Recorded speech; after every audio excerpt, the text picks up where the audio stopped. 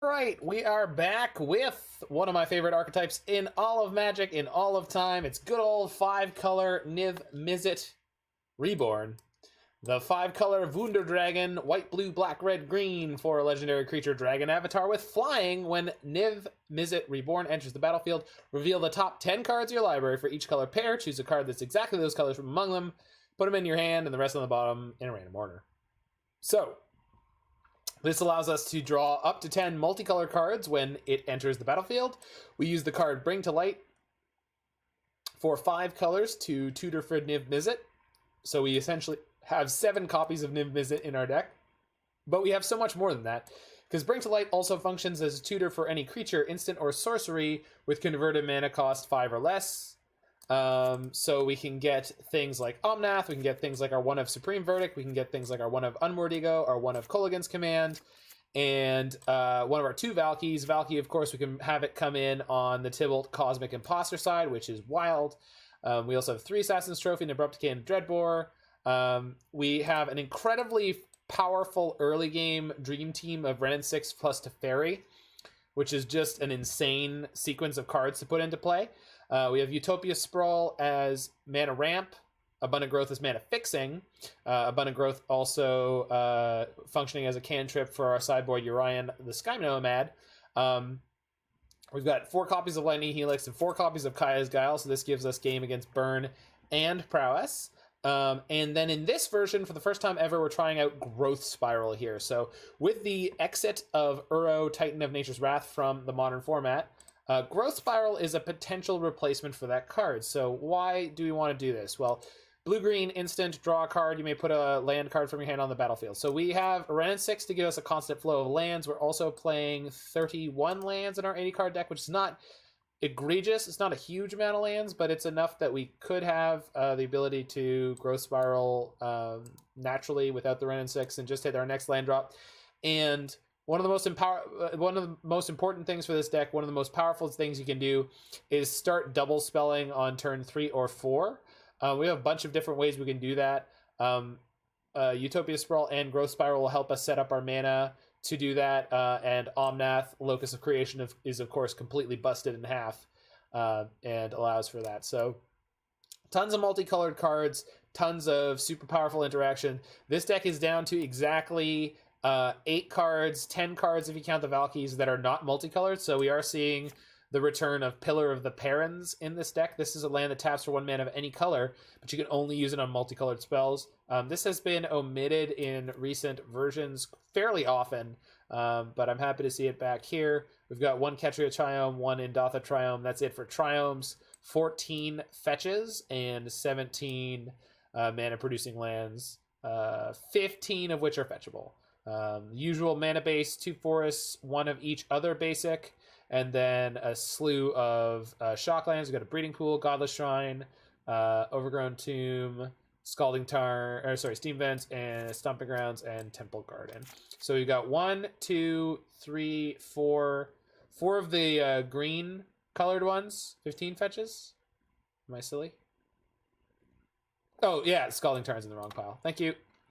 There are 15 fetches. And, yeah, thank you. And, so you got green, white, green, red, green, black, green, blue. And then we also have Godless Shrine, which helps us split the difference, and Steam Vents.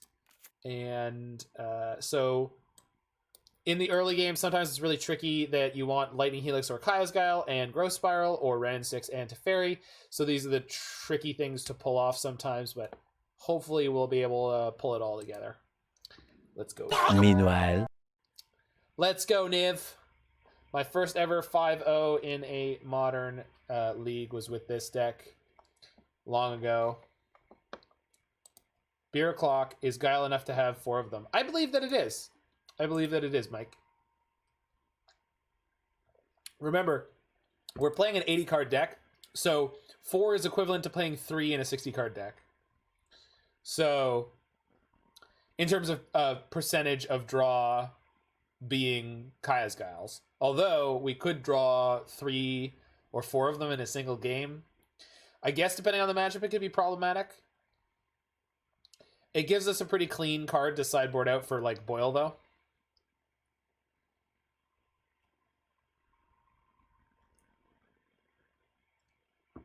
I think generally speaking, Niv is usually a little bit soft to tempo / blue control strategies.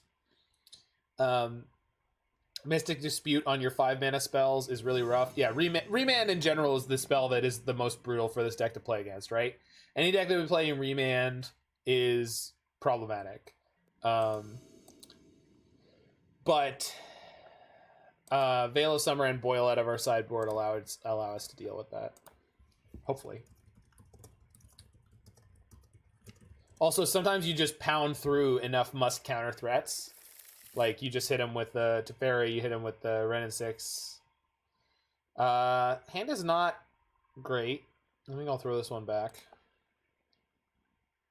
This one's much better. I think I'm going to keep this Ship the Verdict.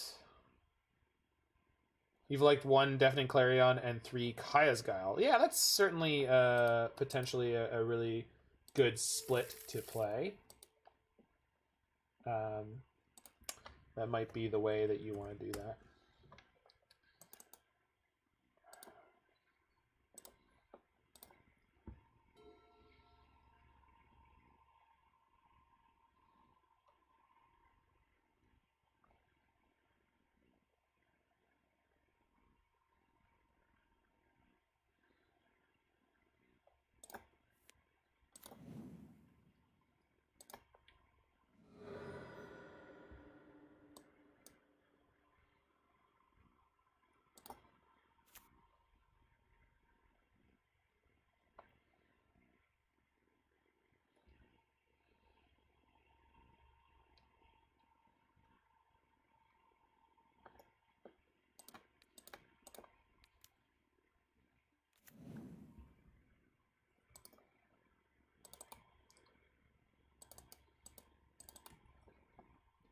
So I'm putting this on black because if I shock and then put the Abundant Growth here, it covers all my bases.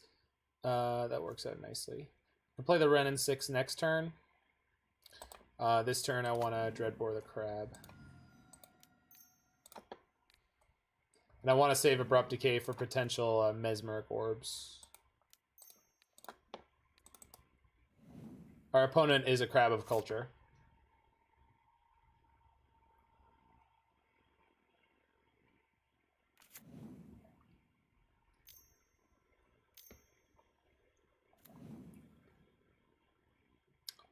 What did I say we wanted to save this Abrupt Decay for?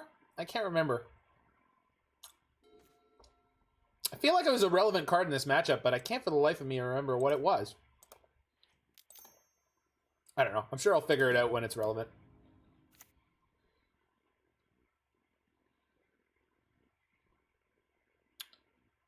I guess the black on the Sprawl means I have to play my land next turn to play Omnath, which cuts me off of Omnath into the Brink to Light, but that's okay.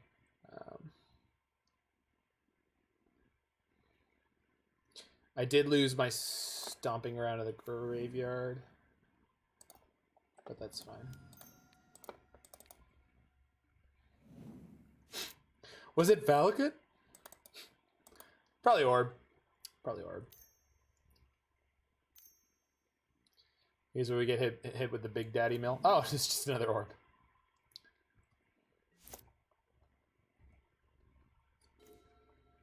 I guess I could BTL for Valki this turn. Remove the Orb.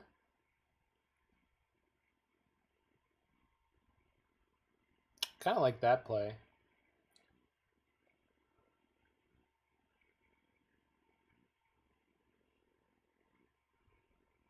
No, this is one of those games where we just get a Niv. That's definitely the play. Get Valki. Okay.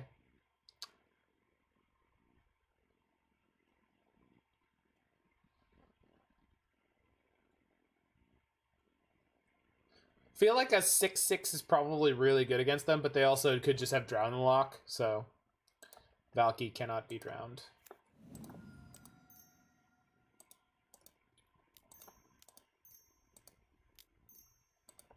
Mill can't beat a Resolve Valki? Okay. I will trust the mill expert. And this is one of the things of like, so I think I've heard way too many people tell me that in this deck, Niv is almost always the correct choice over Valki. And I just think that's a ridiculous exaggeration. Because one of the things is Niv is infinitely vulnerable. So yeah, he's going to draw you a lot of stuff. But if you need to affect the battlefield now, it's frequently not good enough. And then it's very removable, and you gotta roll for the ability to glimpse. Yeah, that's fine. We have 52 cards left. I think we're okay.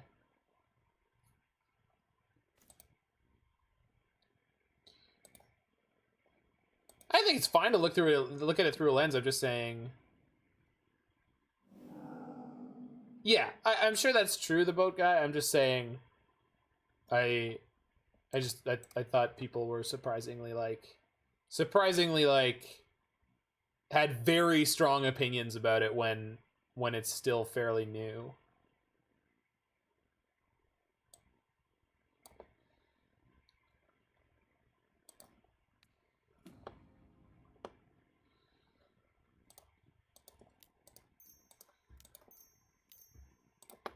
But I guess that's another, like, I was gonna say, Magic players jumping to conclusions? No. What are you talking about?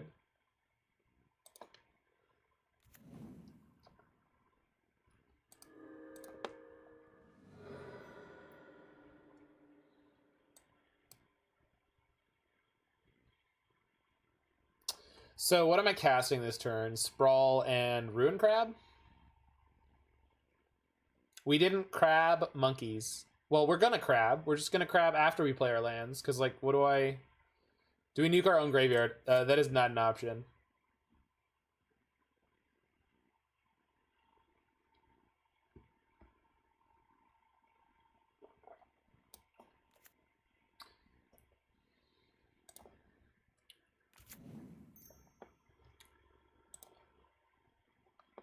I mean, I think I might as well play the Kaya's Guile. Because, like, it's pretty free. Let's put the white and the black together. We'll gain 4 life and create a 1/1. Yeah.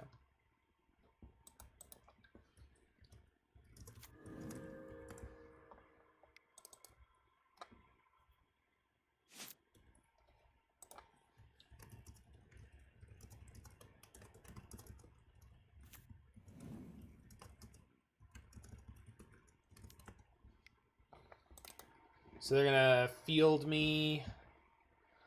I guess if they have 4 archive traps, we get milled for 52. Do I think they have Crypt Incursion? Yes. Yes, I do. I would assume they're still working off of the aggro meta of last week.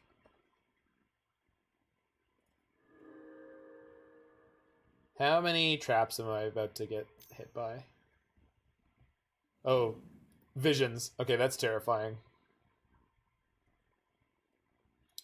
I would like to draw a Narset that's not in my deck, please. Okay.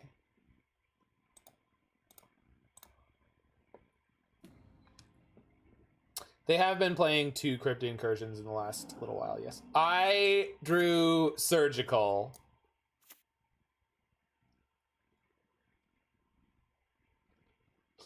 No traps. Yeah, but there's Glimpse. I think I'm pretty happy to snipe their Glimpse.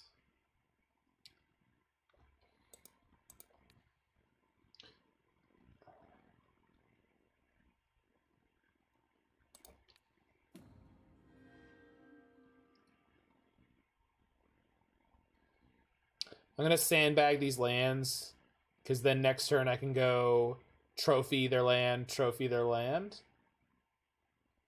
No, they're not going to go that low on lands. But I do have Wrenn and Six coming up.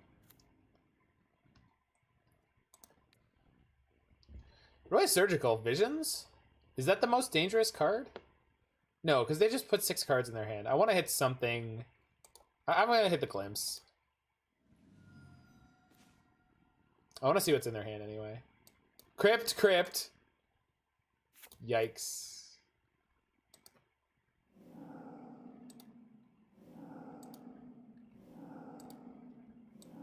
Okay, they've got Mesmeric Orb in their hand, so I want to tap as little as possible this turn.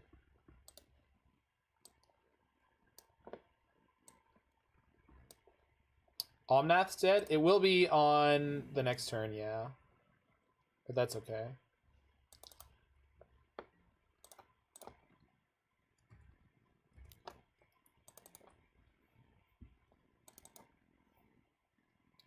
So they're going to play Drown plus Orb. Then I ult the Wrenn and Six.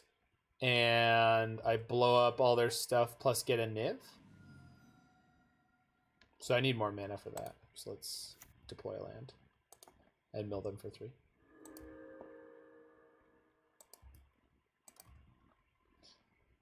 Oh, we milled an Archive Trap there.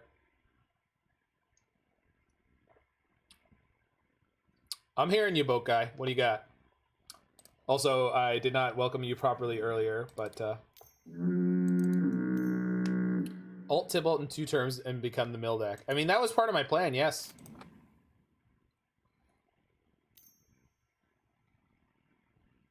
Visions again. Okay. Visions is scurry.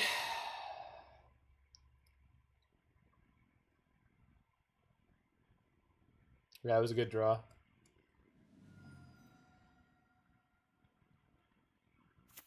Oh, Michael, you're here. There's a cocktail called the Japanese cocktail because you were asking about what to do with your brandy. Japanese cocktail is pretty good. This is not kicked, right?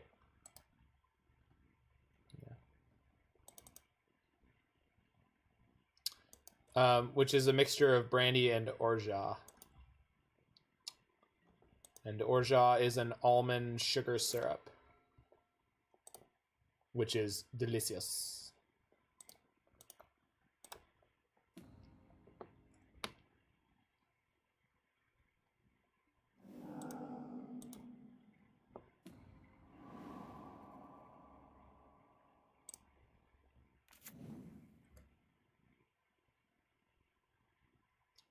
So next turn we ult the Tibalt and kill them with that. So the question is, can I BTL for anything relevant?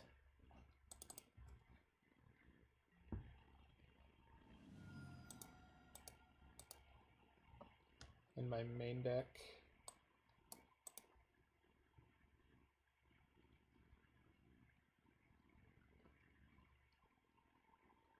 Not really.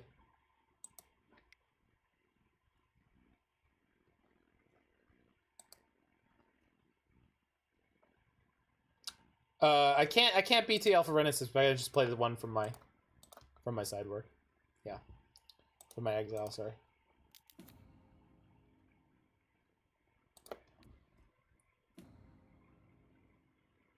If I play in plus Teferi, I can BTL on their turn. But I'm 1 mana short. Teferi's probably worth playing though. This also means if they play an orb, the orb that they have in their hand, I could just destroy it. Well, I could destroy it already, but without them being able to do anything about it. And then we play the Tibble and we mill them out, which is going to be really funny.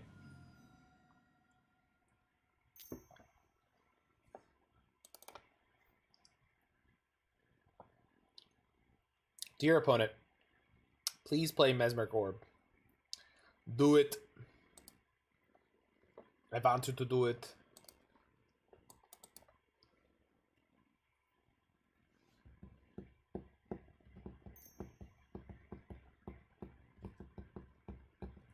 Yeah, buddy. Yeah.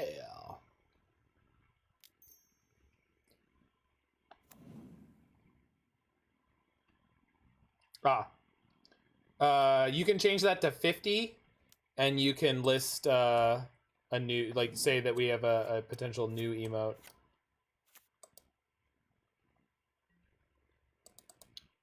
We can add a new emote if we get it up to 50.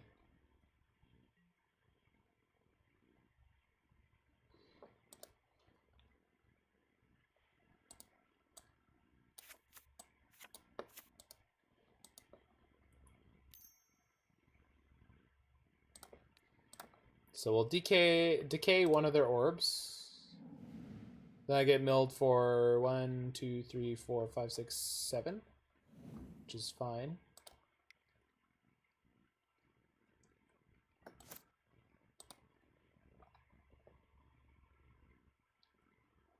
Wait, how many helixes do I have in my graveyard, and how much red and white mana do I have? 1, 2. All right. I can play helixes from my sideboard for any color. So, yeah. Yeah, that's what we're going to do. We're just going to burn them out. I mean, I know I could mill them out, but I feel like that's risky, and this is still stylish. So, I can mill them out. Am I supposed to mill them out? Is that what people want to see? Is that what everyone wants to see?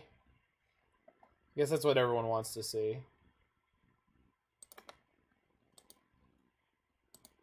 I just feel like I'm going to screw it up and die somehow, you know what I mean?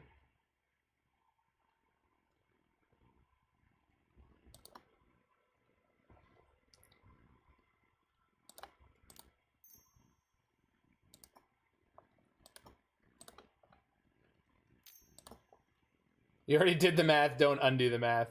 That's the best explanation I've ever heard, Mike. Thank you. Let's pick up something that produces red.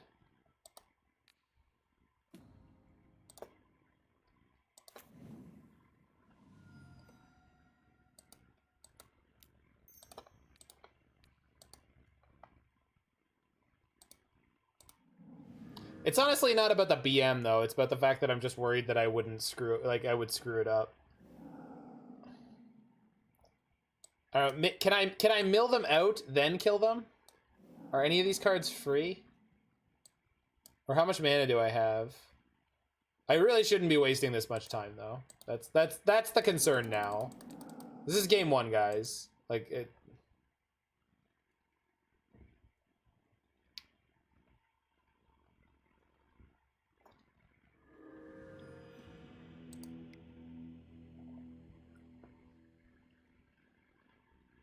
Yeah.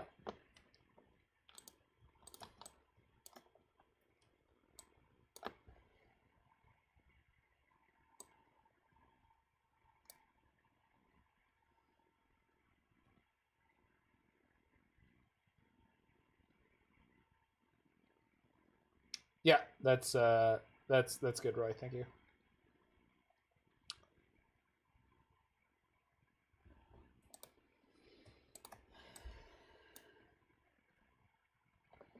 Okay, these are all the best cuts. So Wheel of Sun and Moon is great. Maybe keep the egos and bring in the other ego.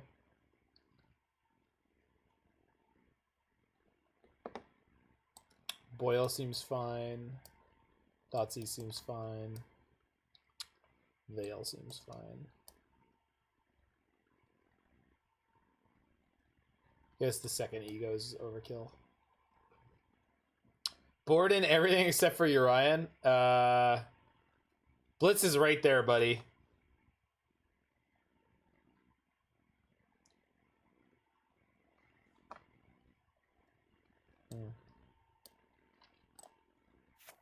I kind of want Deafening Clarion because the potential to kill multiple crabs with a BTL might be really important.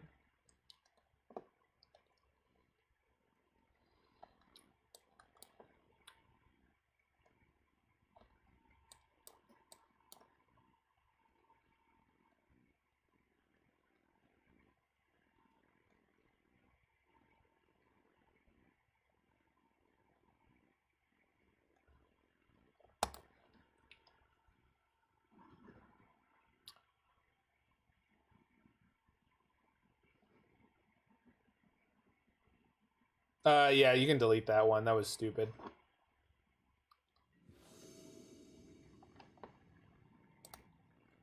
Well, Jackie, my counter argument to that, hey, Flock of Turtles 420, thanks for the tier 1 sub. I don't know why it didn't play the thing. Wait, what? Alright, I'll play one of these ones.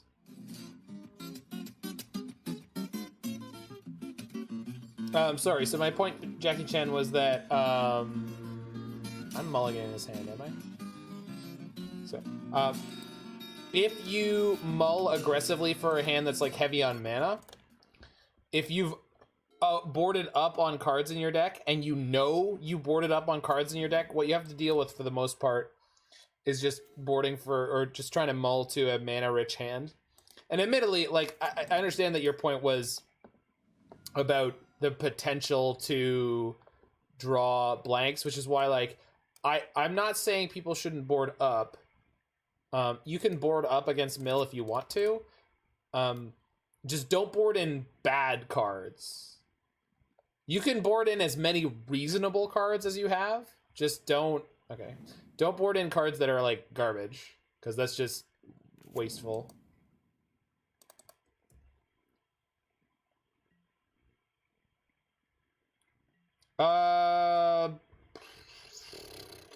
Yeah, nobody uses those, so you can axe them if you want. Just keep our command list relatively clean.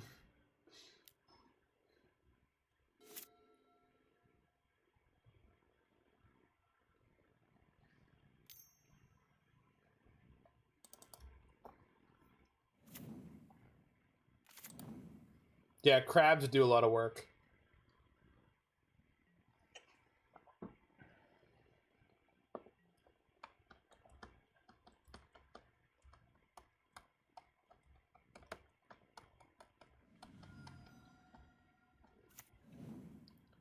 I think it's fine to board up, as long as you respect the two things that I mentioned there, which are, one, you need to board only in cards that are semi-playable, and two, you need to mulligan to a mana-rich hand so that you can keep playing the game. This, oh fuck, they already hit Vision's mana, or Vision's mill number. God, that sucks.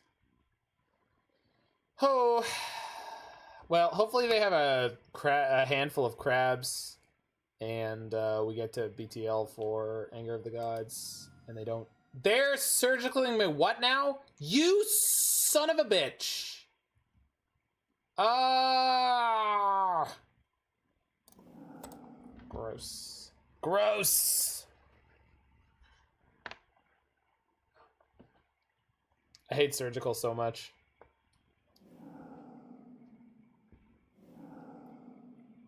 Surgical with the feel bads.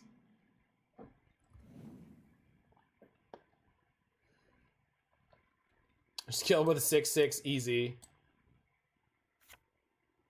Dude, what the fuck? Why? I have to take the drown.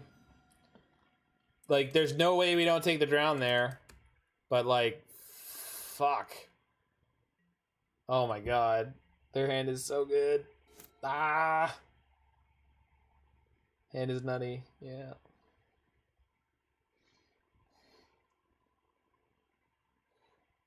I hate burn decks. I hate burn decks so much.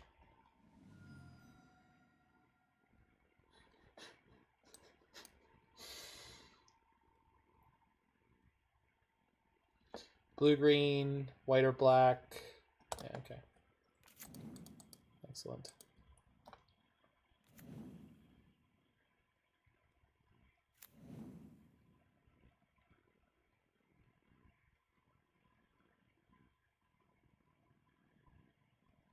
You're a burn deck that absolutely annihilates combo decks?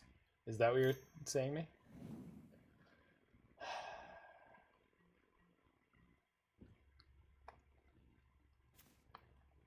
Red, green, blue, white. This is not black. I need black or white.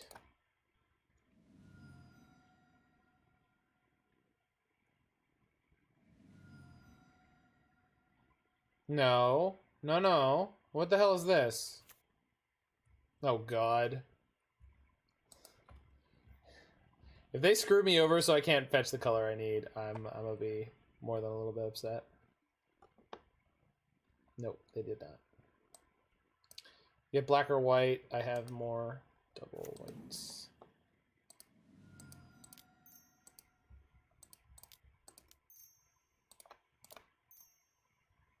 Bonk.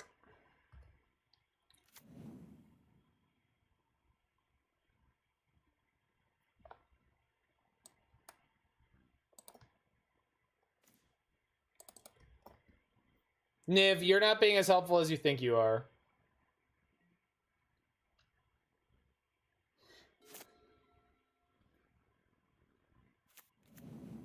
Crap. We're down to 25. I'm herping. Uh-huh. Yeah, thanks, buddy. We're down to 19.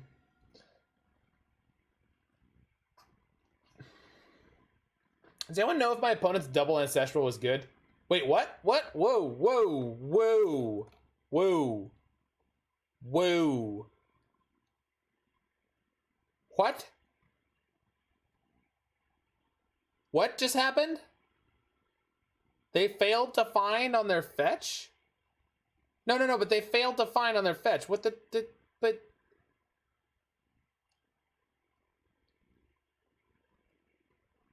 Okay. I mean, whatever. Teferi. Okay. I don't know, 6 you?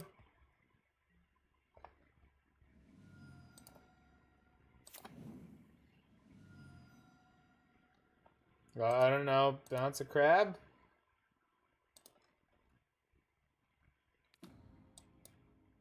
I mean, I don't want to say that throw, but what the hell was that?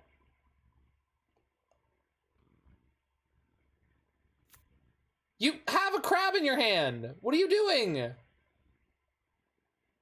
Is their hand literally exactly two...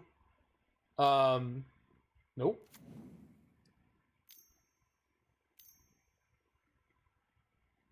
Okay.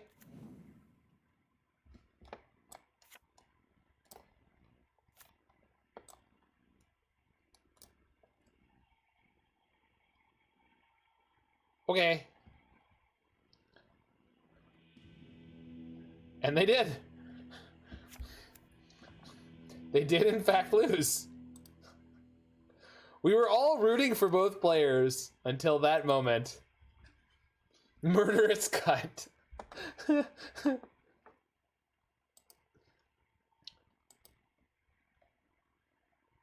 EGM. Yeah, those are all fine.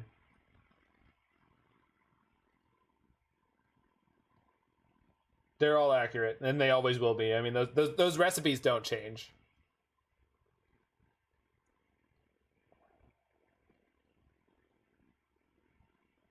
I've got some Earl Grey gin right now, Roy. Get over here. Let me make you an Earl Grey martini.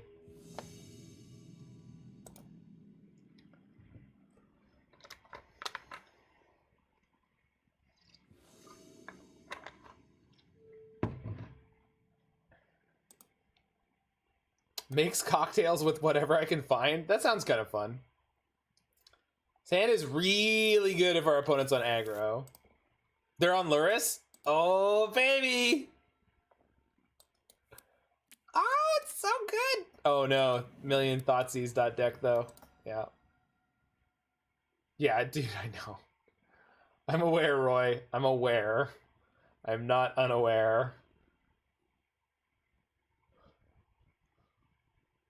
The Spanish people don't know I'm there.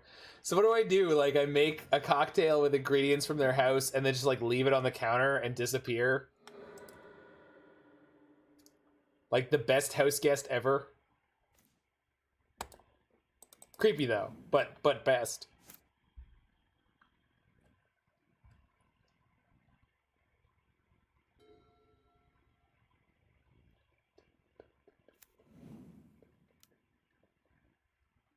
Night's Whisper. Okay.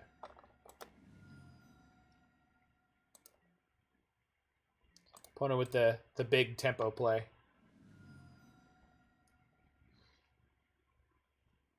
One bad card, Niv-Mizzet? What's the bad card?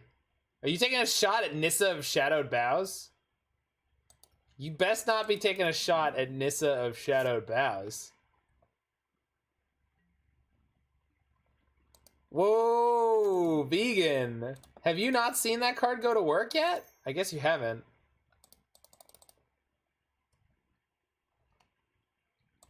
Nissa of Shadowed Boughs is legit. My one complaint about Nissa in this deck, though, is that we don't have a way to tutor for her. But so Vraska Golgari Queen was a flex slot before as a one of Golgari card that was like very reasonable to play. They have Bolt, yeah, that's fine. And I think Nissa fulfills very much the same role, and is good at it. So actually, you might get to see this game, which I'm excited for.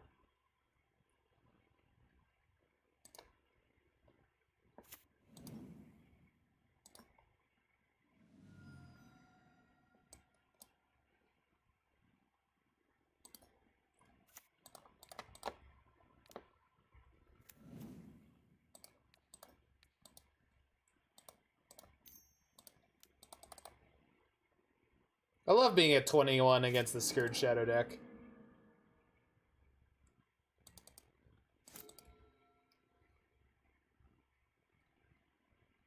Dig a Walker or Niv? How's that for possible? Not multicolored though.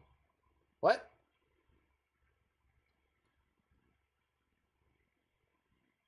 Mike, you're gonna have to explain more of what you're saying. Yeah, Jig. Well, it's super fair. It's very powerful, but it's very fair. You could tutor a Nissa with it. Yeah. I mean, she does function as a Niv hit. I mean, that's true. But I think like being a Niv hit is not. I wouldn't consider that to be tutorable. Like if you're playing it as a one of. And you're like, yeah, it's my sick one of. Yeah, I can hit it when I resolve a Niv-Mizzet. And it's like, you're not winning the game with it. Like, I don't feel like the Nissa is a great card to Niv into and be like, oh yeah, gonna be great now. But she's reasonable to play and reasonable to hit with Niv. They have the Street Wraith? They do not. Game day bucket goes boom. So Niv is not a tutor. That's my point. Whereas when I was playing lists that were playing Captain Sisse. Captain Sisse can tutor a Nissa, and that's sick. That's a sick interaction. She can also counter tutor for a Sisse, Weatherlight Captain can tutor for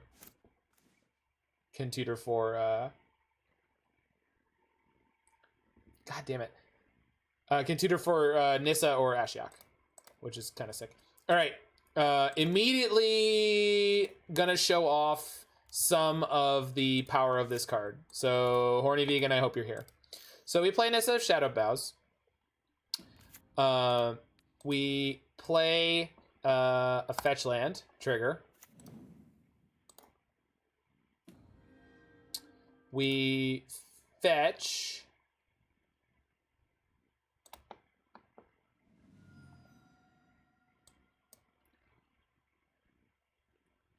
trigger.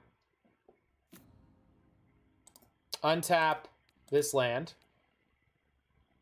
We do not animate it because I don't need to put it in danger.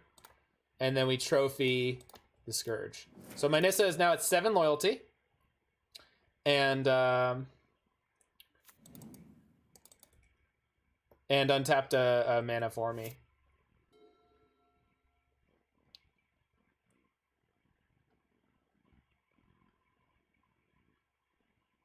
Did it just link you the card because there's too much text on it?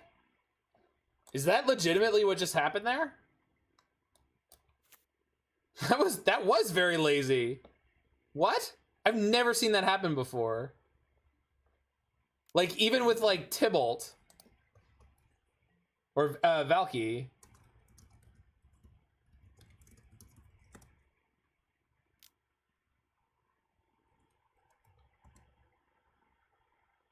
Yeah, look at that shit.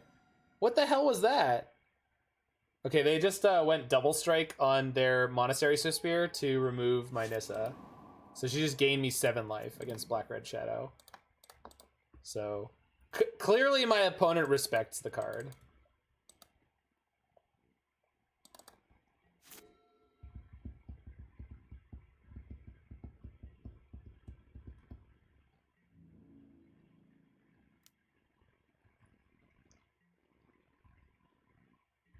Because it was incomplete?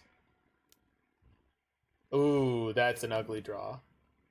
Okay. Oh, sure. Oh. Well, I guess I'm gonna go get Verdict here. I guess I could get Niv, because I have 2 mana, and there's a reasonable shot I pick up a piece of removal for the Scourge. I have 2 trophies, an Abrupt Decay, a Dreadbore.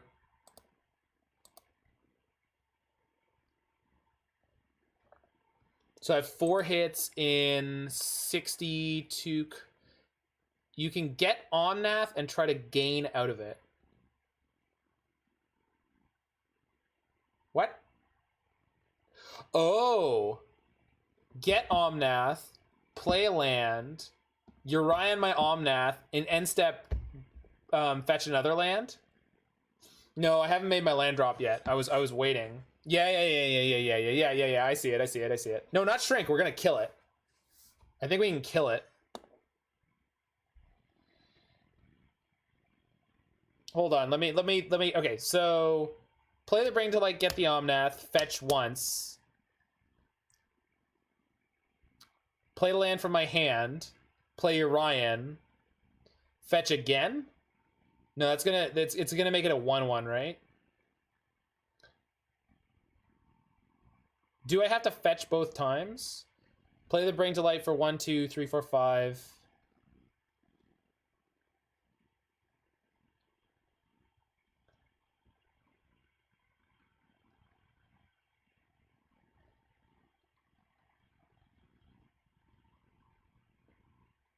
Oh yeah, we can just gain on their upkeep.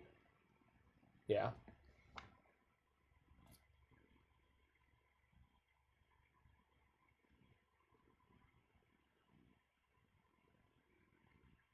Probably should just Verdict though, right?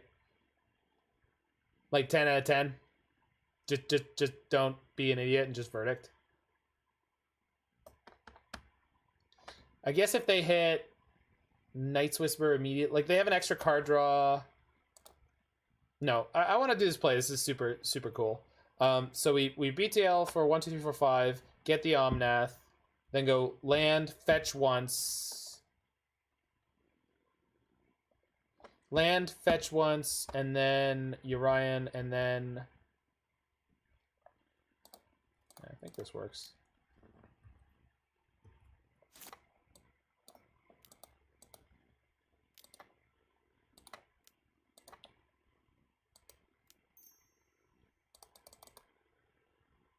I'm trying to lose this game? No, I'm trying to do something neat. Land, don't fetch, fetch on their turn and kill a Scourge. Can I not do what I'm trying to do? Is it not possible? No, I think it does make it a 1/1. Yeah. Yeah, that Mike's plays right. It leaves the 3 Swiftspears. It is possible.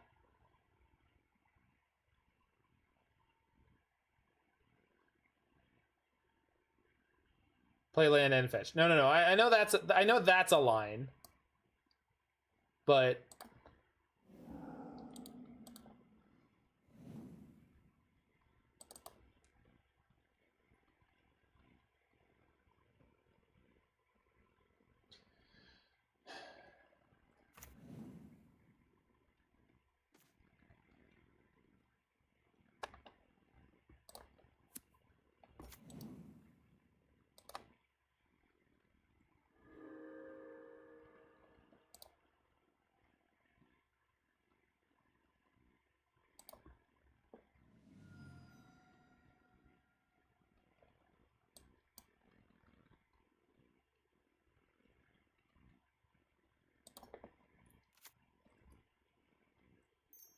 This is just so freaking neat. I want to do it.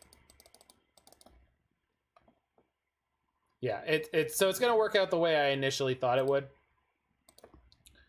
which is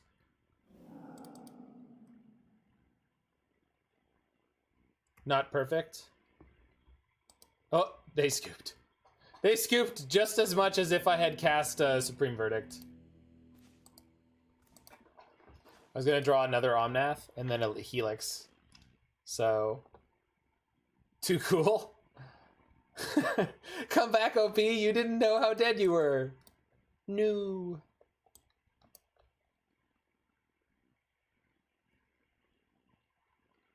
Yeah, well, that was the thing, Jackie Chan, is like, I'm not actually that afraid of triple Swift Spear out of that deck, because, like, they're probably just straight up not playing Lava Dart.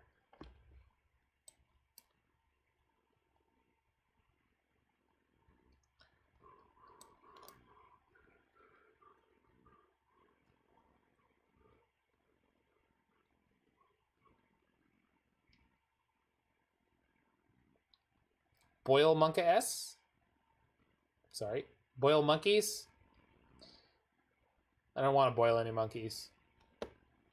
Oh, you're just talking about its existence in my sideboard? Yeah, I mean, blue matchups are traditionally really poor for this deck, so we do want to have an edge against them.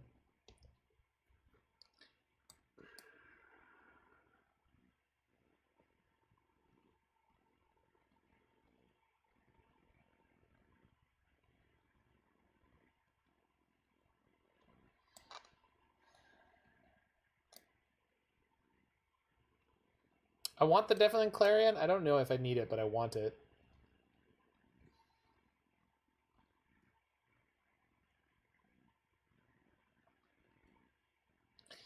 KCOM was pretty good in the... I feel like I'm just supposed to cut one of these Bring to Lights or Niv-Mizzets. But their deck doesn't have any counter magic, so top decking these things is really, really good. Maybe we'll just take it Teferi out.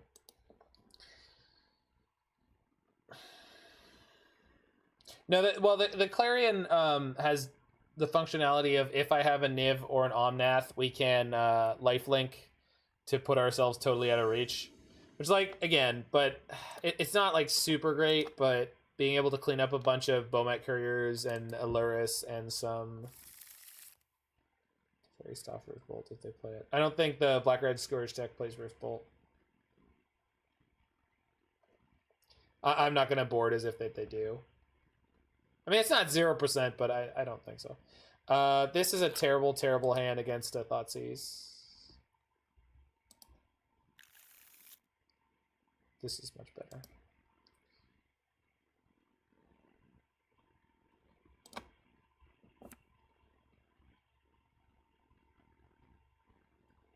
Are there some nonsense, uncounterable threats you could play? Boil is worth these days with Sanctuary gone. People are playing Glacial Fortress castles. So. Yeah, maybe. There might be Enlightened Muppet.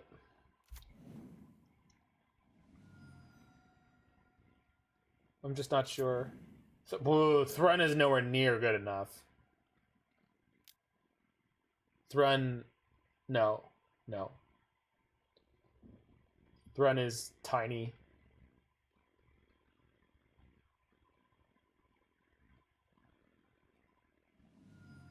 I mean, I guess there's no Uro right now, but, like, I think Thrun would be a big mistake. He's already so lonely.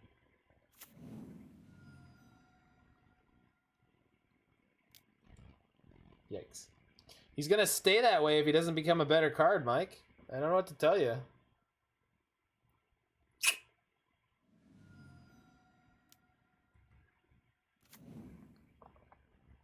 See, Carnage Tyrant, now we're talking. Hex Drinker also.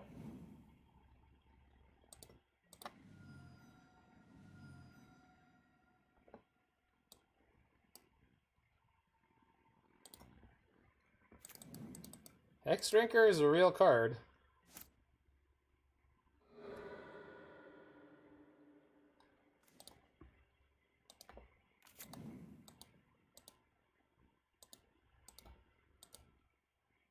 Pearl Lake Ancient? You can't BTL for that.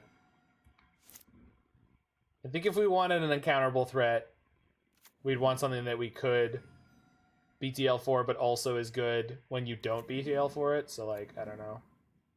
They knew I was drawing this Abrupt Decay, but I guess maybe they just can't do anything about it. So...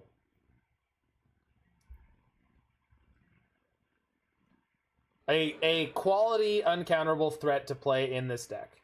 It does not have to be something you can Break to Light for, but I would want something better than Pearl Lake Ancient.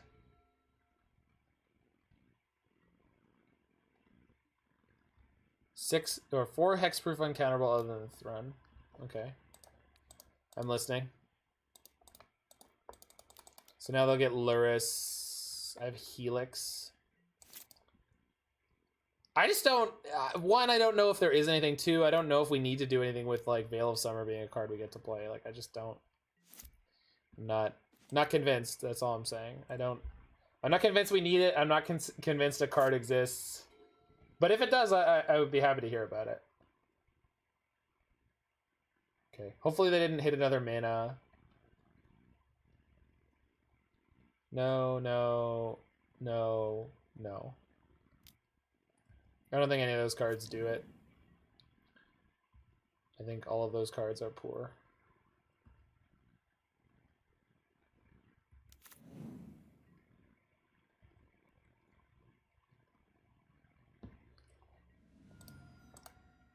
Sphinx of the Final Word might be the... No, no. Shifting Ceratops, that's close. Yeah, okay, that's fair. Land? Fuck. Thank you so much for the Prime sub, Fusion Blaze. Maybe I was supposed to just play the Valki here against their Lurrus in hand.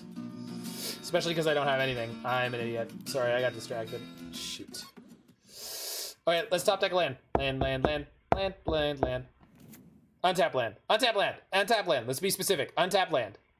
Specific. Untap land.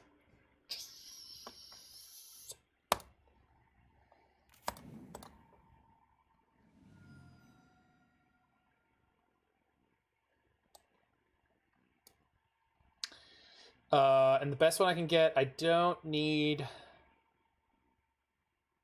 Colors I'm missing are... I've got white, black, and then blue, red, green. So I'm not missing anything, but if I want to cast Teferi... No, these covered already. Kaya's Guile or Kcom. I'm going to Kaya's Guile because I want to remove their graveyard, and I want to get... Oh, I can't do it all.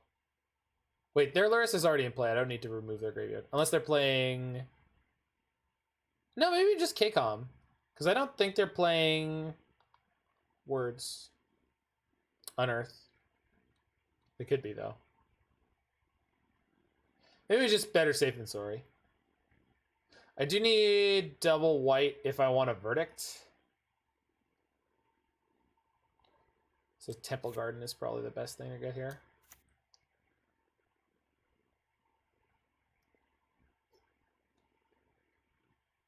And then most lands that I draw would let me cast an Omnath.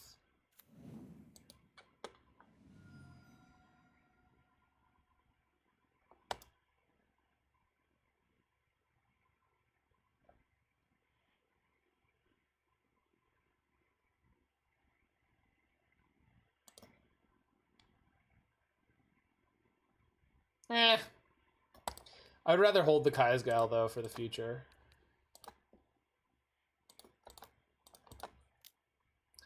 So if they... Yeah. There's a bunch of draws that could beat me up here, but I'm just not going to be worried about them. I think holding Kaya's Guile / Teferi for the next couple turns, like, that we're going to play them out, that's probably going to work out for us. I'm not going to worry about Unearth. If they board it in Unearth, we'll find out now, and we might be sad, but... There's that mana they needed last turn. One threat. Holy crap, what is this? Boil to kill one land? No, they're taking way too long to cast it. There was a Croxa in their graveyard. When was there a Croxa in their graveyard? They just discarded it, didn't they? They did. Okay. Okay.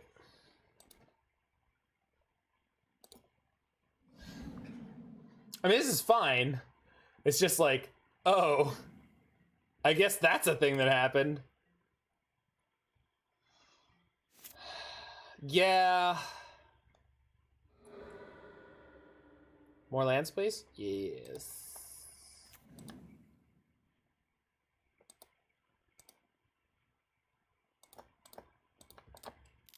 See ya.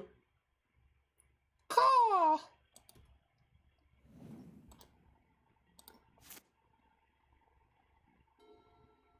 Hello, Guile. Damn.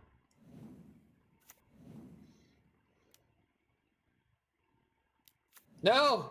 Literally any threat! I can't deal with literally any threat right now? Shit.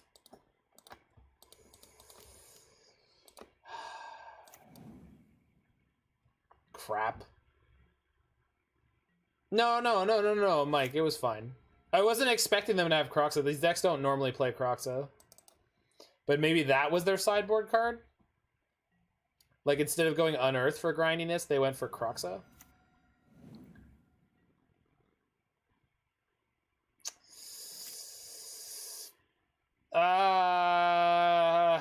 If I play Urian, I make their Scourge a 6/6.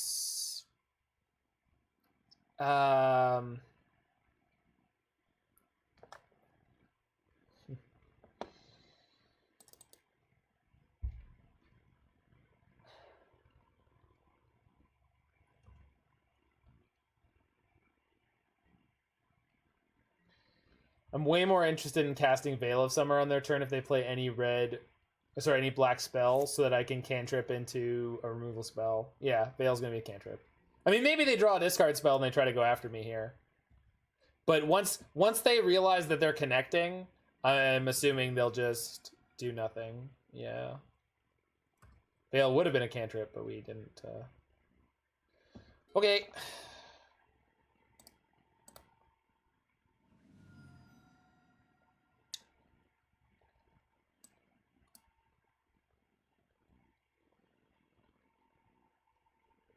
Blue, white, green, black, red. Yeah, we're gonna Valki. Absolutely.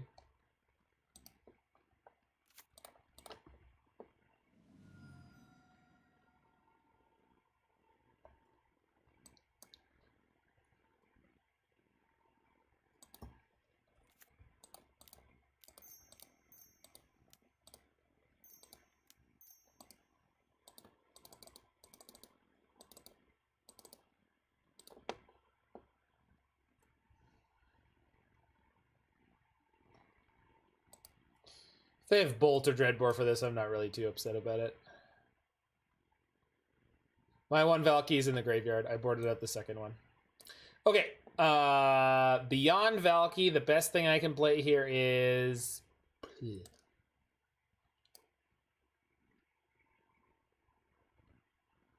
It's either a removal spell or a Niv-Mizzet. They have 3 cards in hand. What are the chances that they have a actual factual removal spell? Kaya's Guile, yeah. Kaya's Guile gives me a blocker. Yeah. I like that best.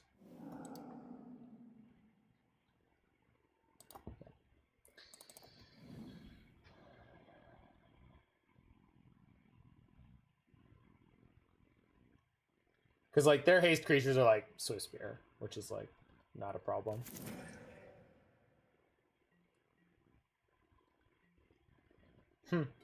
Clearly should have kept in the second Valki. Assuming that in my 80-card deck I would have drawn it.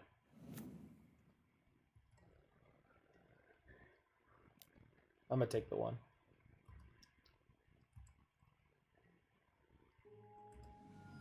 Land. Nice. Okay. Sky Noodle. Wait. If I fetch first, I get to leave up a green more easily. Without having to shock for it. Sky Noodle. He's the nude.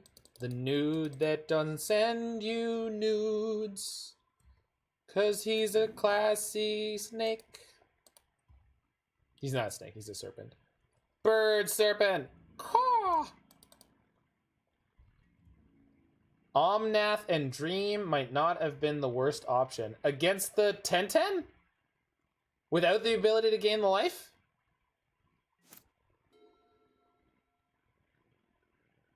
I don't know about that one, Mike. Hey! I like that card. That card is black. I'm very pro-black. Well, I'm hexproof from black, but... The Scourge was a 10-10.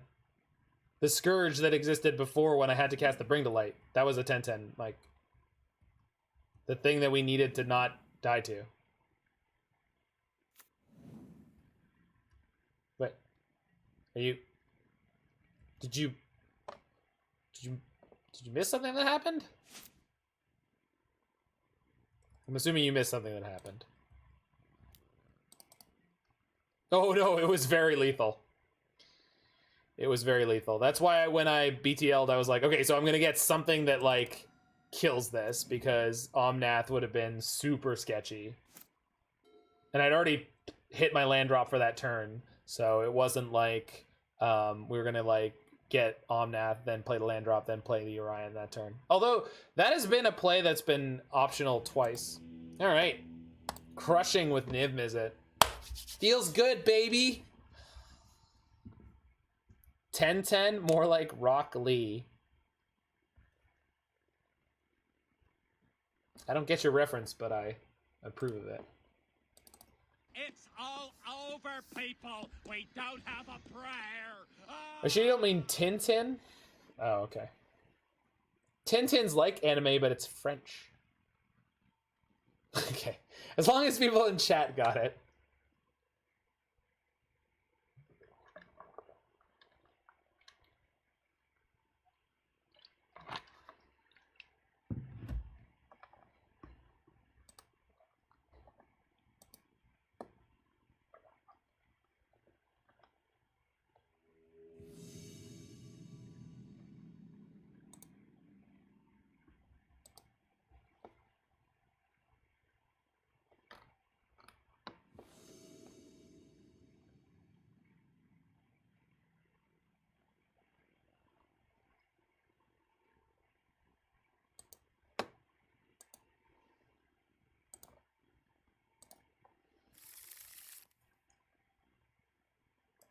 Yeah.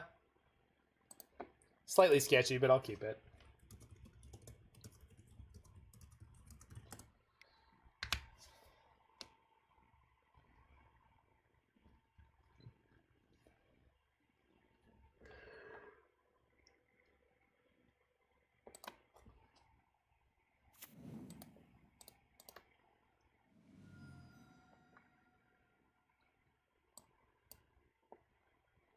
We had a Jiggy Wiggy command? What did it do?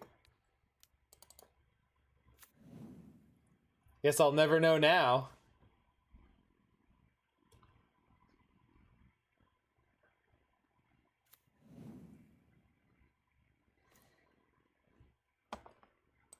I don't know if it would have been like 61 cards lol when we play against someone with 61 cards, or like, yo, degen deck, bro. Oh. Alright. That was a good command, but alright. Alright. Alright. I'll take it. I'll take it. I'll take the loss. Yeah, it didn't come up that often. But it was funny when it did. Opponent is Burn with an incredibly slow hand? Opponent is, in fact, Burn with an incredibly slow hand. This is a terrific matchup for us, and we have a great hand for it. So... Super! Ooh. They have in the chat Master Jiggy Viggy. Alright. Arkin is good, people. Arkin is quite the streamer. He also gets massively salty. Yeah, I'm a big fan of him. He's pure Magic streamer. Yeah, he's really funny. I can agree with that. Yeah, but like, it's funny because he like super tilts and then he super untilts like instantaneously. Hey, Iceblade! Holy crap, it's been forever. Hope you're doing well.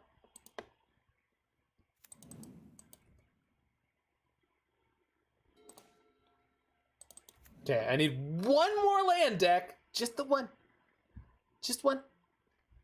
The salt is for drama. I agree. Like, I don't think people who salt is necessarily a bad thing. I was poking fun at Yamakiller on Twitter because Yamakiller? Yamakiller. I was poking fun at Yamakiller on Twitter because so your opponent has 6 exquisite firegraph, maybe. Oko's definitely obsolete because it's banned in all playable formats. The Yama thread, and I basically he was like, if I'm best well known for blank, then that's not so bad. And my comment was like, you're not best well known for only blank. You're also known for salting off. How dare you react in an emotional way to variance like a human being? What is wrong with you?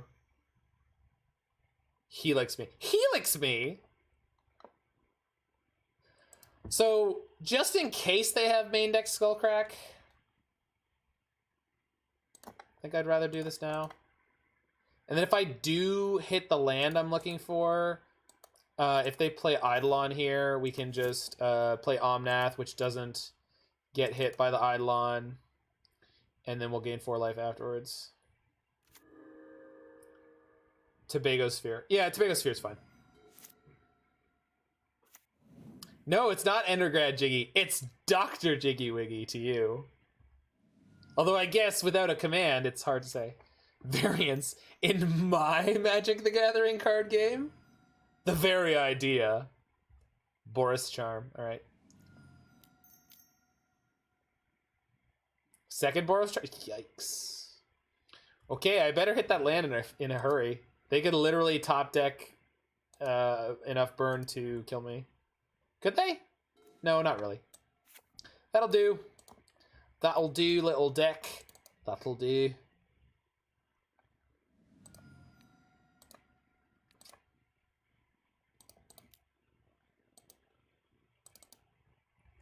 Has anyone else salted off so much you damage your seas while shuffling? I don't salt in person as much as I do when there aren't people around. I find it really hard to be as salty when I'm in public.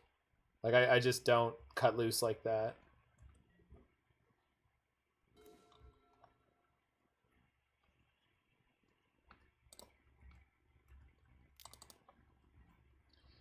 I really should just play Omnath and get lucky. That's what I should do right now.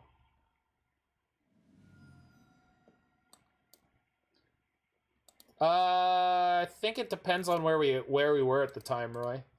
Like, get the mana pool, I guess I'm slightly more comfortable with salting off more. Shit. Alright.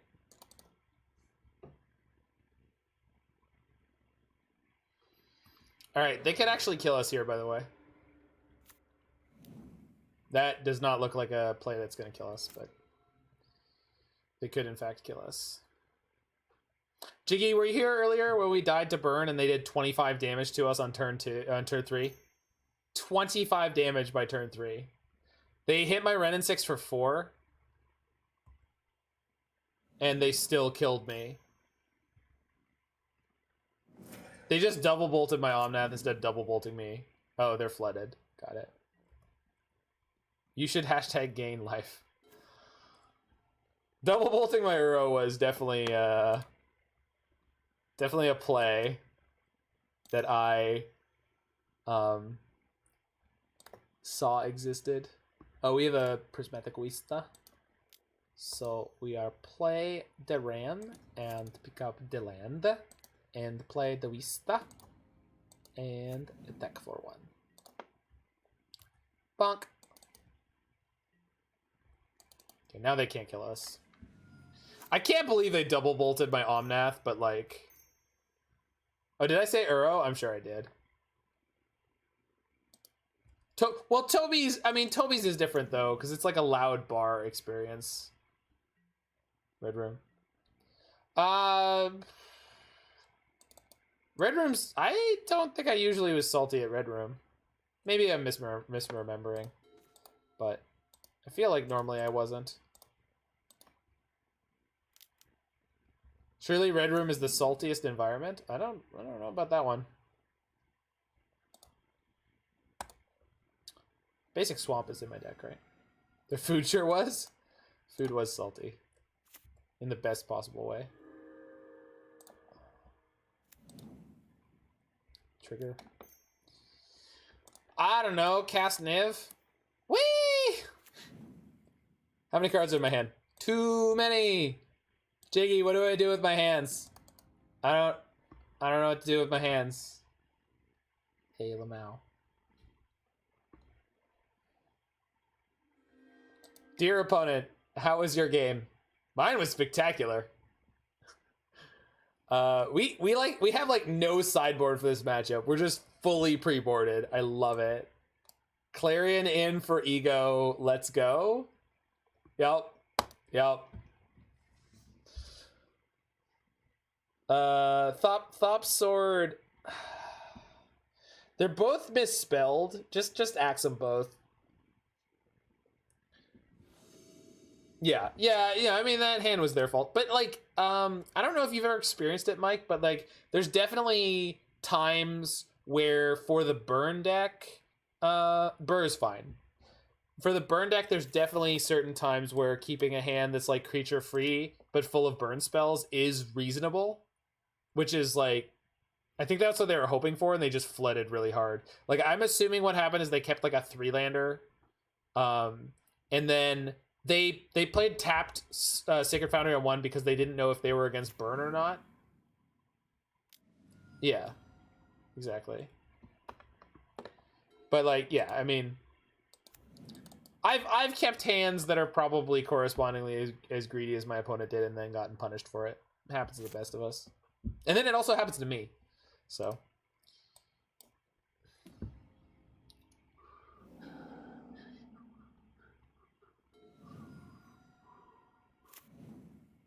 Yeah, like we don't, yeah, exactly. We don't know what their hand actually looked like, right? They had double Boros Charm at one point, so like they did get shockingly close to killing us. Okay, this hand is not good against this situation.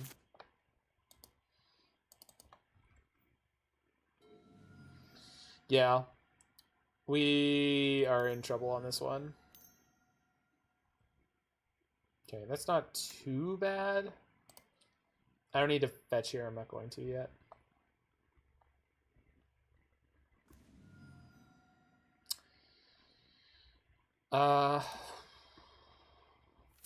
Yeah, this is good. So we do this.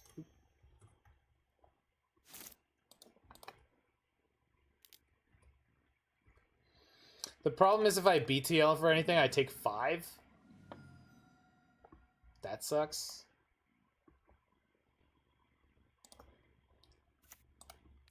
Put this on white.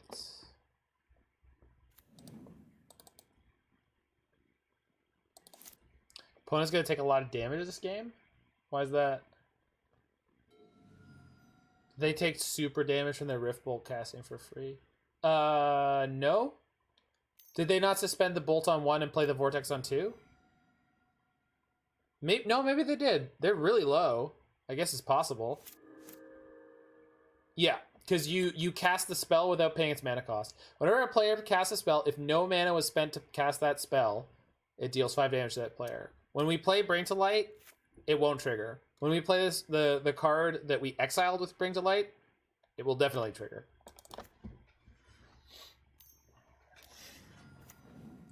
It will definitely trigger twice. We can no longer play Bring to Light. Just locked out. It's not worth casting Niv. Although I understand that you typed that before. Yeah.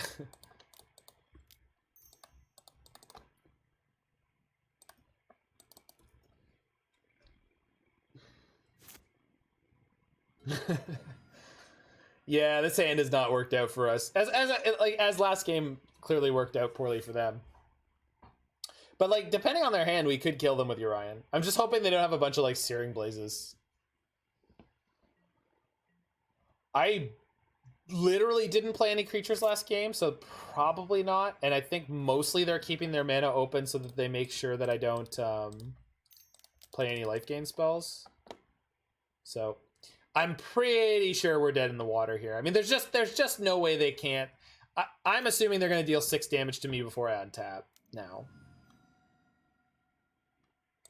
You're surprised Roiling Vortex is seeing as much as love as it is. I'm not. There's no playable Sulfuric Vortex card in this format, so I'm not at all.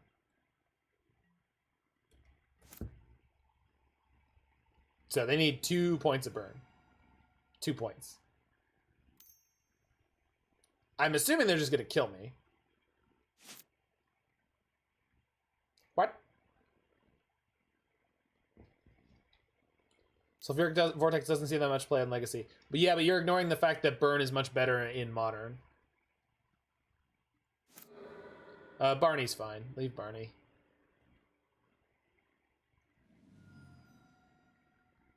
And we died during our upkeep. And the reason burn is a much better deck in Modern? No dual lands. Complete lack of dual lands. Yeah, shock lands are terrible. Well, they just skew the format, like, towards aggressive decks. Do I want Coward Gaunt? No, Coward is great. Sorry, I didn't see it, and I didn't know that you were asked. I didn't realize that there was a line break. So on my screen it said, got a few more commands, Barney, and then I just didn't see the rest. Yeah, no, Coward is great. Sorry, you know me, I'm fairly explicit. I don't think I ever do things implicitly. I can't keep that. Shit, I can't keep that either. Opponent keeps their 7. Great. Okay.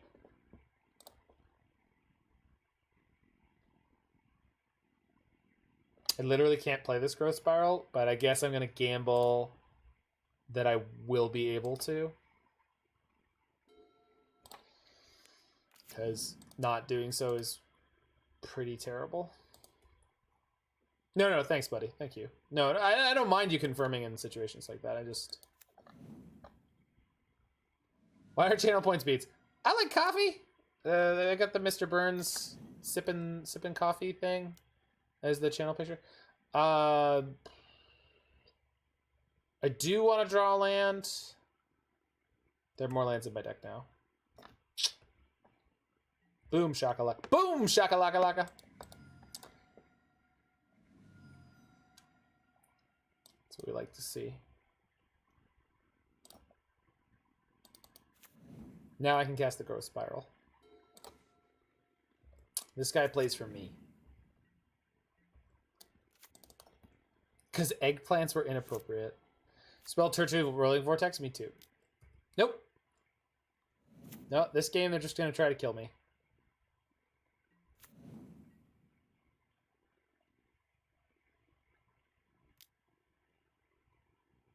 I'm going to fetch anyway.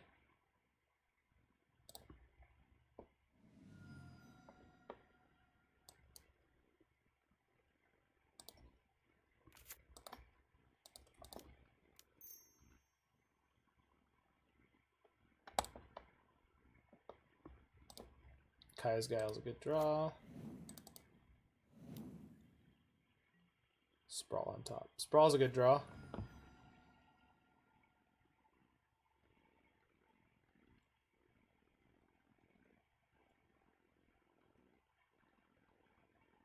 Fetch after trigger resolves. Whatever, it's not a bit. Why?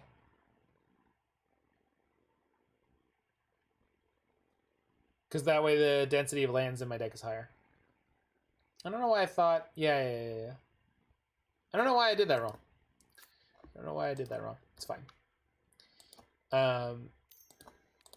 So this needs to go on red or blue?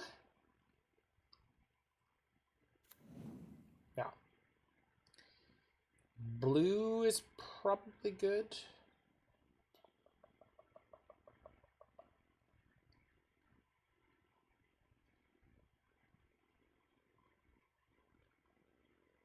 Yeah, blue's probably good. Yeah, no. It was the obvious answer. I don't know why I was second guessing myself into some kind of weird mind game. Because that's literally what happened. I was like, but if I see the top card and I want to draw it, I'm not going to be able to because... No, we make them sack. The 1/1 is not guaranteed to be any preventative damage. Making them sacrifice a creature is guaranteed to prevent damage that I'm taking, Mike. The 1/1 will almost definitely not prevent any damage. Almost definitely not. So we're hoping they, 1, don't play Roiling Vortex this turn. Possible. And 2, I would like to draw a land. Okay.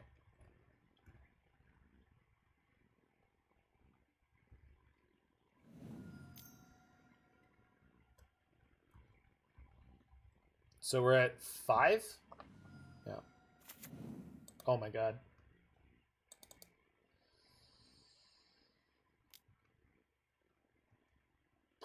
Okay. Okay. There's no 1 mana thing that prevents life gain. I think we're in the clear.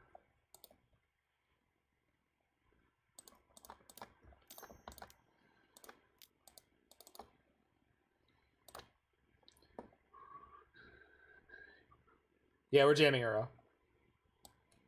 No, Uro. It's the green-blue mythic that they can't possibly beat. Trigger.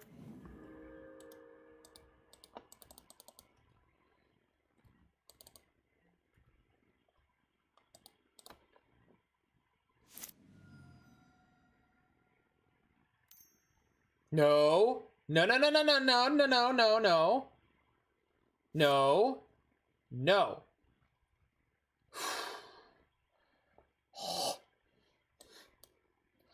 God, I hate playing against Burn. So stressful. Ah! Trigger. If they skull crack me now, I'm gonna be pissed. Okay, good. Want a good win here. Not anymore. Not anymore. Well, maybe. Don't you wish that evil on me, Ricky Bobby? No, definitely not.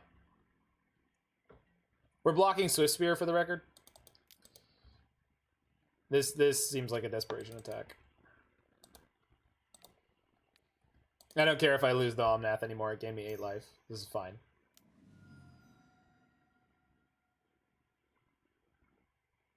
What is this?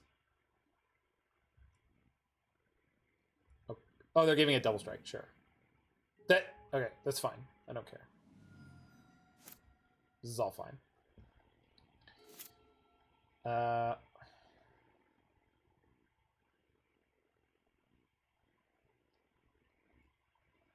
Niv's not going to give me any life. They're going to draw another card. They're going to have another card. They're going to have 3 mana and 3 cards next turn.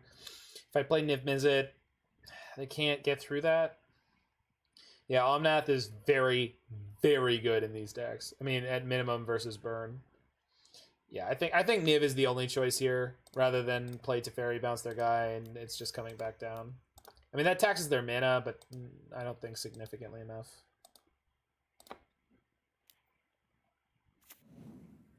Yeah, Niv probably hits me at BTL, which it did, plus a Helix. So they have 3 cards in hand and 3 mana, and I'm at 10, which is the exact point where 3 mana and 3 cards cannot kill me.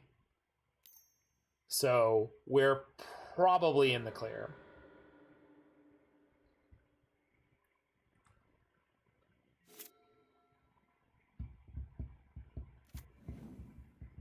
And if they have Roiling Vortex, I have Teferi to bounce it.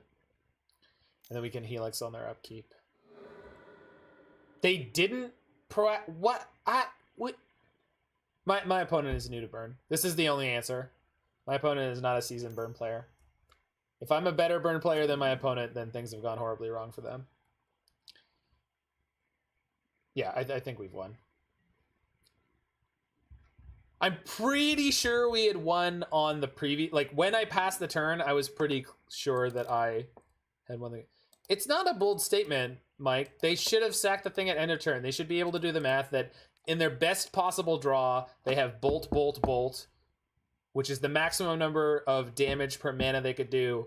And they kind of needed to... They sacked it on their main phase. They didn't sack it on my end step. Unless they... Did they play their one card in hand? They played a third Sunbaked. Oh, did they? Oh, I'm just an idiot.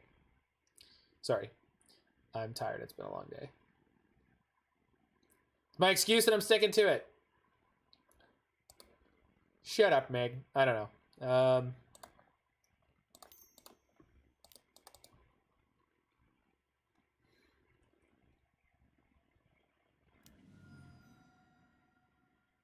Sweet.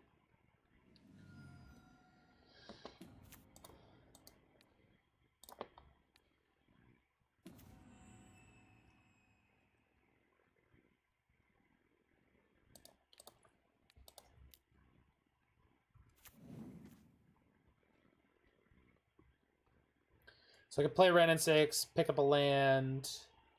Can I get white or red? Yeah, I can. But then I would go lower than I would like to be. It's fine.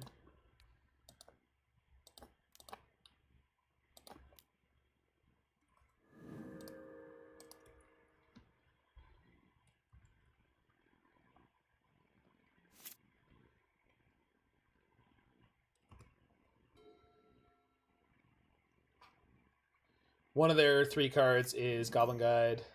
Perfect. Good. All right. We did it! So this turn we get Wrenn and Six, Bring to Life for Omnath, and that's going to be another 8 life.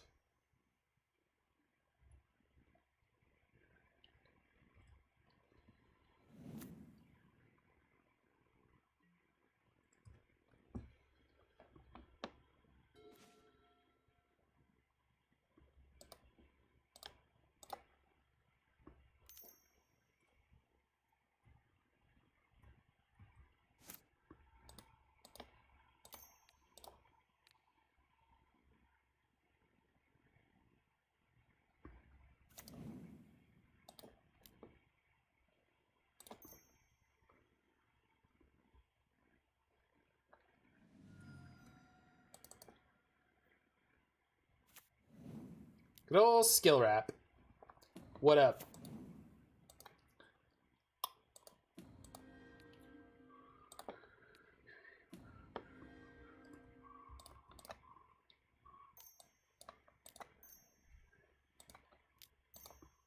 Woo, woo, woo. Well, this is fine. Oh, I need a green. Never mind. It's not fine. I think I'm gonna throw up. Never mind, I'm fine.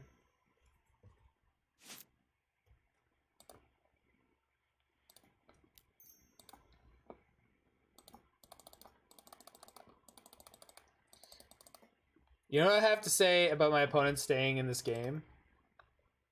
Who goes out on Mondays? That's what I'm saying. That's what I'm saying. The eternal question.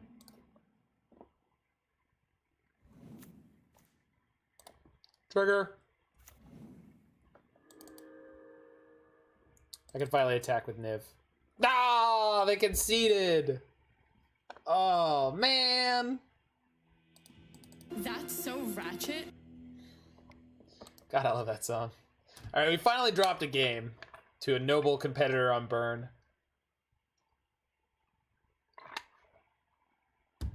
You know no fly is staying. 1 can go.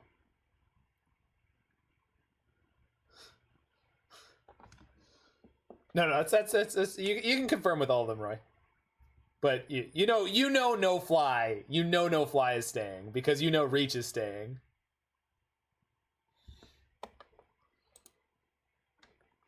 What is F6? Oh, F6 is fine. F6 is fine. Watch out, it's fine. You probably don't use it that much anymore, but I really don't care. Like, I'm happy to keep that one.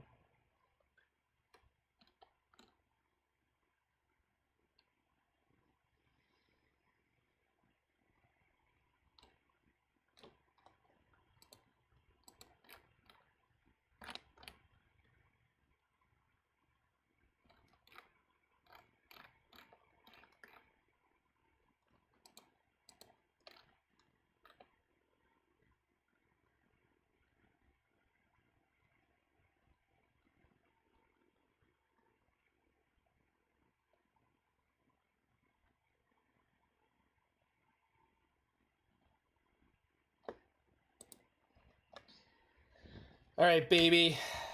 Let's 4-1 this league, maybe? We've had a good split of leagues, actually. Enigmatic Incarnation's been an absolute blast, Ice Blade. The 5-color Escape Shift deck we played, I really liked it, but that deck, I would like it so much more without Escape Shift, but it's just not, it definitely wouldn't be very good, so. Feels like such a modern deck. The Kiki Chord deck we played last night was actually pretty sweet. Yeah, I can keep this. I don't know what else.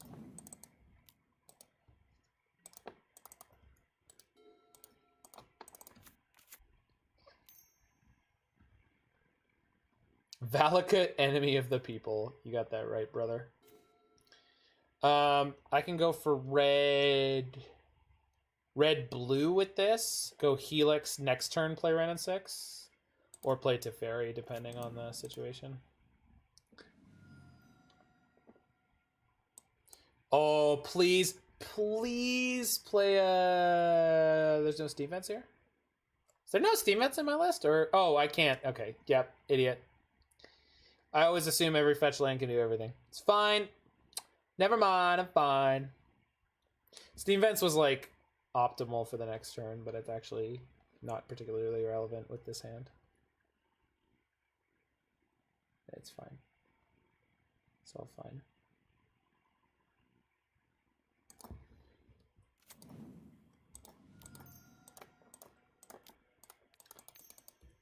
Can we call it Valakut Perverter of Truth? I think that's Sizen. I think that's the name of that card. Ooh. Oh, it's M. Hayashi red. Oh. Oh no. Oh no. Oh no. I need access to blue and white. I just need access to blue. They're gonna turn 3 Blood Moon me, Mike. And I wasn't prepared for that at all. And there's nothing I can do about it. I might have to set up green and pray that I hit an Abundant Growth. Or Sprawl. Okay, looks like they didn't have it. Thank God. Yikes. Sorry, so M. Hayashi red, Lord Michael, is it's like mid-low. It's Sly. I think Sly is probably the best description of it. It's like value red creatures. Well, normally they're not playing Swiftspear. Okay, this is like kind of hybrid. They are playing Obosh though. So they're playing all odd-numbered cards. They're usually playing 4 Bone Crusher and 4 Seasoned Pyromancers, so they're like a very grindy red mid-range deck. And Firebolt, yeah.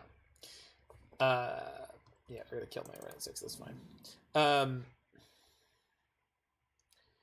Which yeah,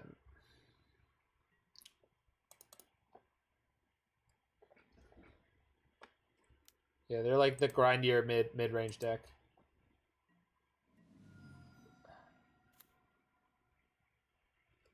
Light up the stage, yeah. Yeah, it's mono red mid range, sure. Yeah, that's fair.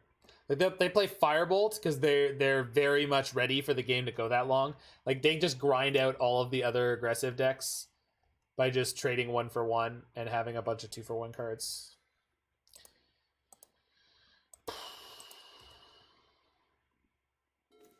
Okay, that's a good draw.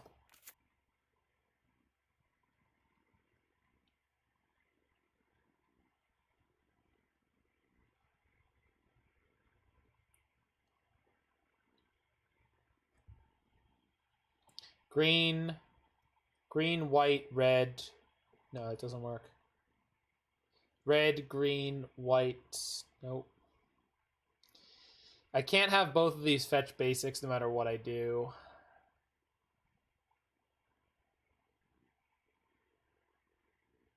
But I can go green on this one. Yeah. Green, so white, green, red, and this can go green, black. Okay, got it. I know where I'm at. I have to simultaneously to try to take as little damage as possible, and... Well, right now I actually can, Lord Michael, because if they cast Blood Moon, we respond by floating black-green, so I have to fetch Shock, float black-green, Abrupt Decay it, and then I can cast Bring to Light. So we can now. And we have to play around that. We're getting stamped? Well, I guess Wrenn and Six is getting stamped. That's fine. We're just going to get an Omnath off the BTO. Maybe? Maybe not. Firebolts. Oh, this is fine.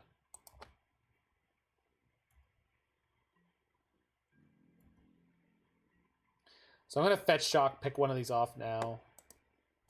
Pick off the Swift Spear, then play Teferi and bounce the Soulscar Mage. Well, I just picked up the Decay. It's not like the Decay was like a long-term plan.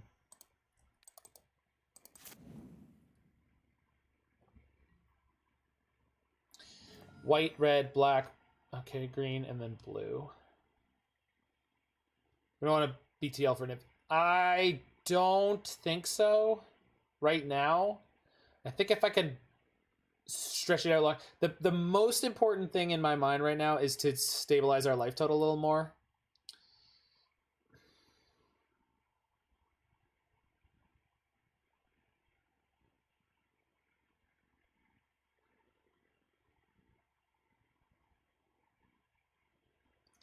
If I Teferi the Soulscar... Yeah, maybe I'm supposed to grab Niv.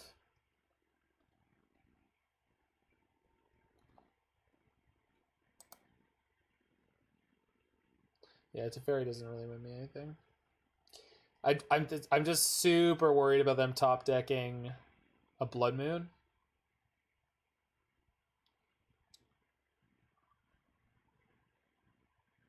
I mean, they've got Soulscar Mage. I literally just let them to Soulscar Mage because I was planning on bouncing it this turn.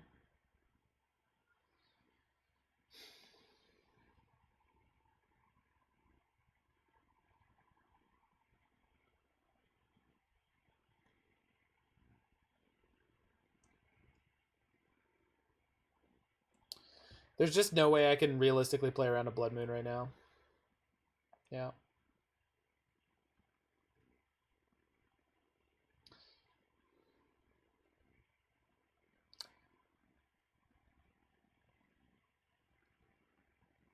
I guess I could BTL for Valki and just go upstairs with it. That lets me get a Plains into play this turn. Yeah, I kind of like this. We're very unlikely to die against this deck on this turn.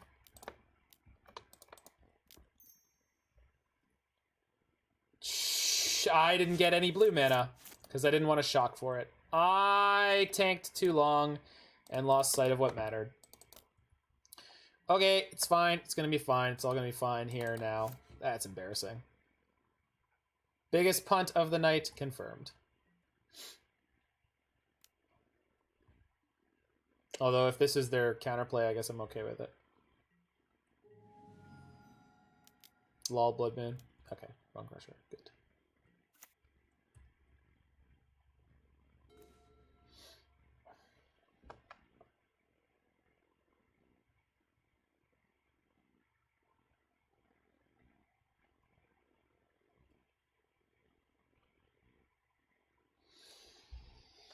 Uh,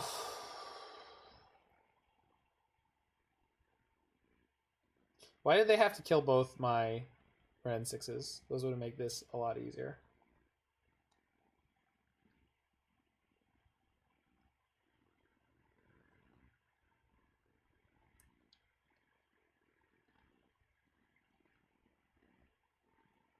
Bounce and sack? Yeah, I think so.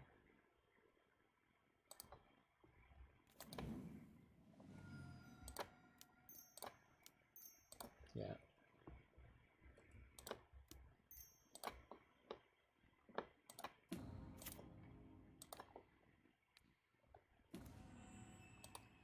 One time, no blood moon. Please. Yeah, it's a lot of burn right now in the format. Just generally true. I just need to dodge one turn, no blood moon here. Okay. You can kill my Teferi, I don't care.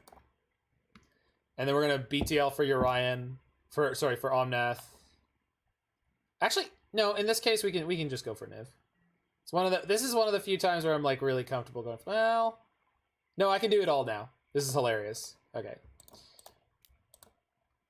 Blue, red, black. I do need to be able to fetch a black. There's a Godless Shrine in my deck. So I have to not use the black here. Okay, good catch, me.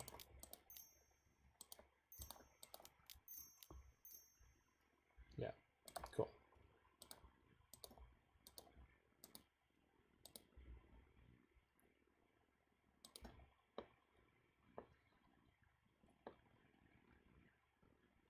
Hey, they're probably playing 4 main deck Blood Moons. I mean, they're playing Swift Spear, which the deck list I'm thinking of wouldn't be playing the Swift Spear.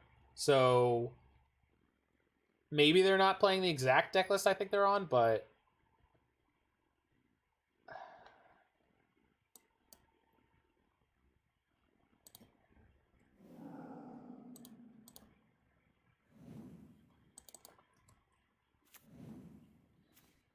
nice. Double nice.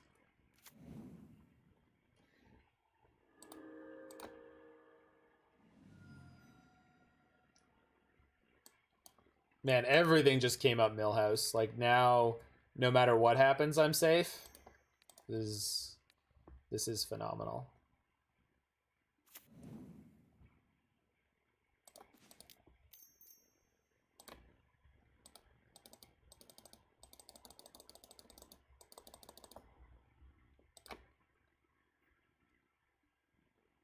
I did not mean to put the Abrupt Decay on the plains, by the way. I thought I would get a chance to correct that, but I had the mana in my pool, so it just pushed it through. But I should have put it on the forest. Bye, Roy. Be well, my friend.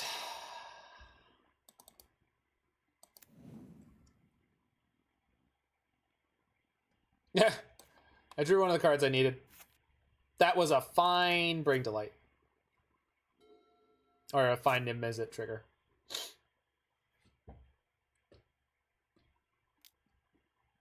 Flame Slash. Okay, so Omnath down. Omnath down! Omnath down!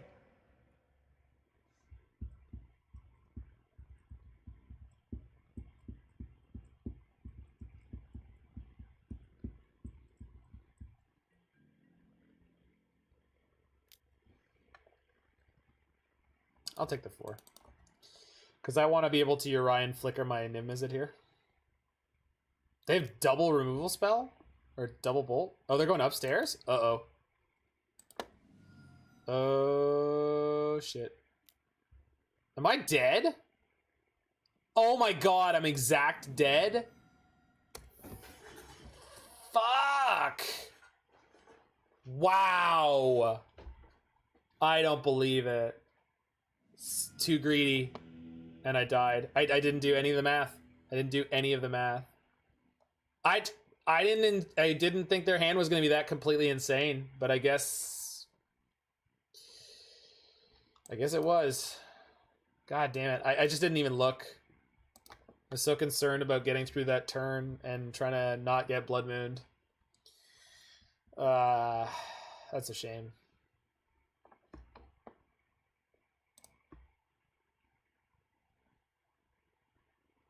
Yeah, I mean, double bolt. I just didn't even look. I should have.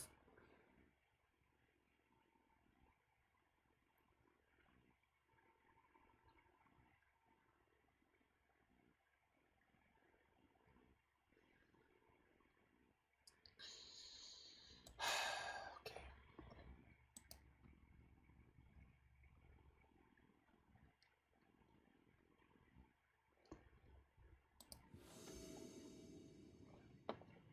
Gosh, that was rough.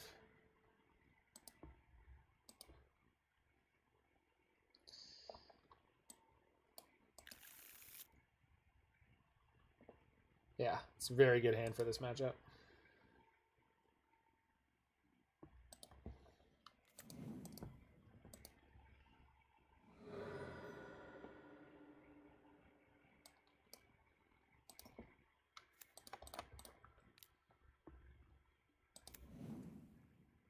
Hey, Albino Snake. Deck has been good. We're 3-0 in the league.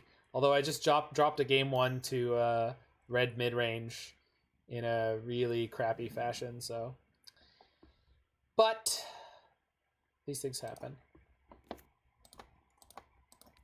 Okay, I need to draw a land. Yeah, buddy. That's what I like to see. Did we just go ramp 1, ramp 2? We did. So this means I can play a turn 3 Niv-Mizzet. Love it. But only... Oh, no, I can't quite. Oh, I should have played the island. I wanted to play the Abundant Growth. Maybe I'll top deck another land. I don't need to play the turn 3 Niv-Mizzet, but I would really like to. Perfect. Bang. Never punished. Turn 3 Niv-Mizzet. Let's do it. Let's go.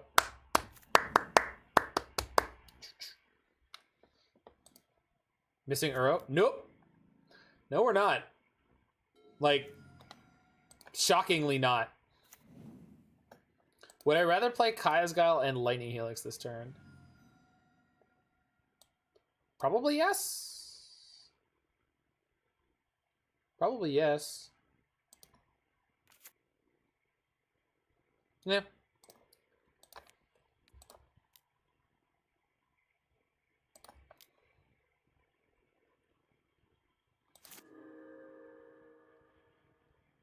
I tapped wrong. Of course I did. How could I not?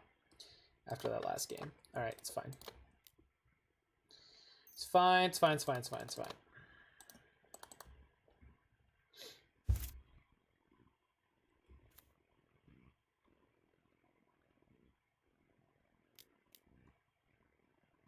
Okay. Sick play, yo.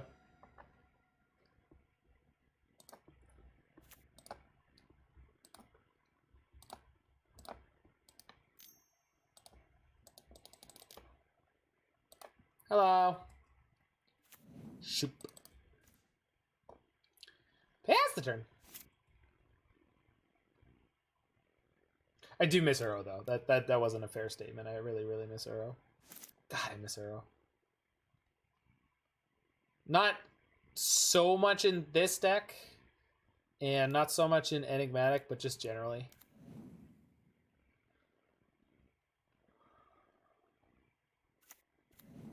Oh, I have. But I've played it in Strifopile, and Strifopile is, like, objectively one of the best possible ways that you can play Uro in Legacy. It's insane with Dak Faden. Insane. Like, very unacceptable. 1, 2, 3, 4, 5, 6, 7. Cool. So red, green,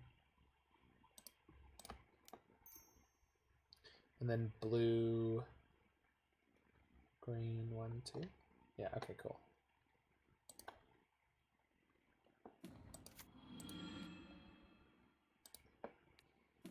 Yeah, we're gonna PTL for Deafening Clarion. That's exactly what we're doing.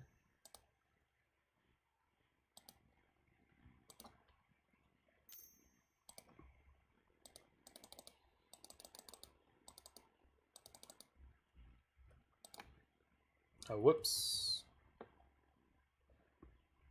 God damn it. Yeah, I'm aware. I screwed it up the exact same way last time. Good thing I don't need so many colors. Green is the color I frequently already assume I had somewhere, so I will mess up.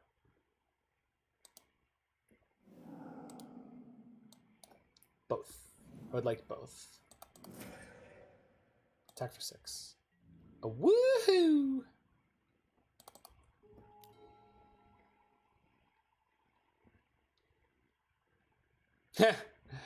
You're not wrong, Miniature Catfish, but it's also a good main deck card because it spooked me so badly last game that I punted it away. Like, I'm not even lying. Like, last game I think I pretty much entirely lost that game because I was so concerned about Blood Moon in the early game that I tunnel visioned on, like, weird random crap, and I messed up a ton of sequencing around trying to prevent getting Blood Moon out of that game.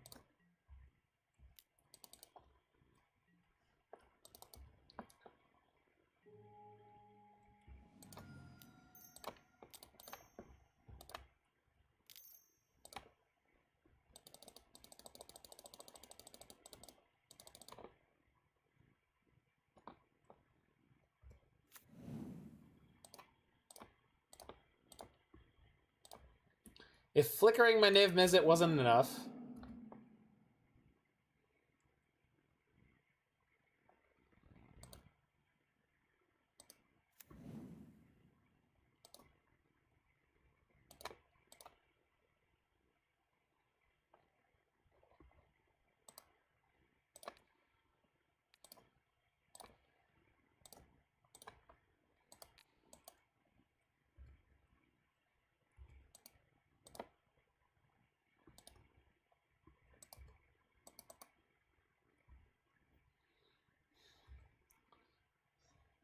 Opponent, why would you make play skill matter? Just rely on the shuffler like the rest of us.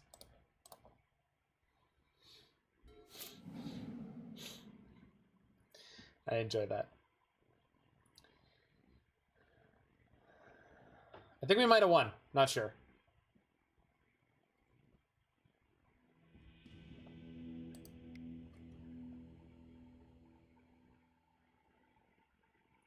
Okay, this is going to be the hardest one.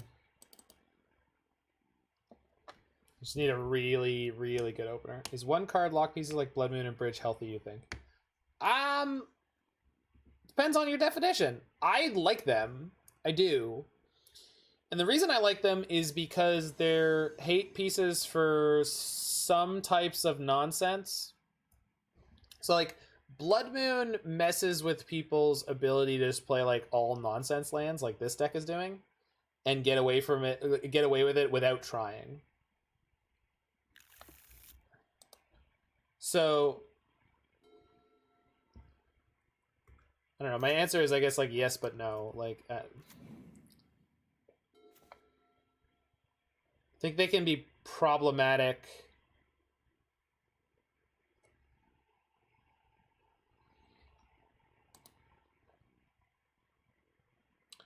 I want to fetch for something that isn't... So I want to have this Teferi live for after they Blood Moon, but I can't do that and be able to play this Abrupt Decay early. And if I play the Teferi to bounce their Soulscar Mage next turn, I won't have the Abrupt Decay live. So I can't have it all. I gotta let this Soulscar Mage stay in play. If I'm gonna let the Soulscar Mage stay in play, what's the best way to do that?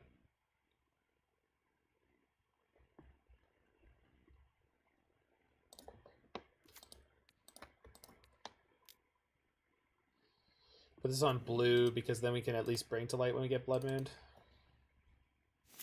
Can't have your colors and cast them too. I guess not. No.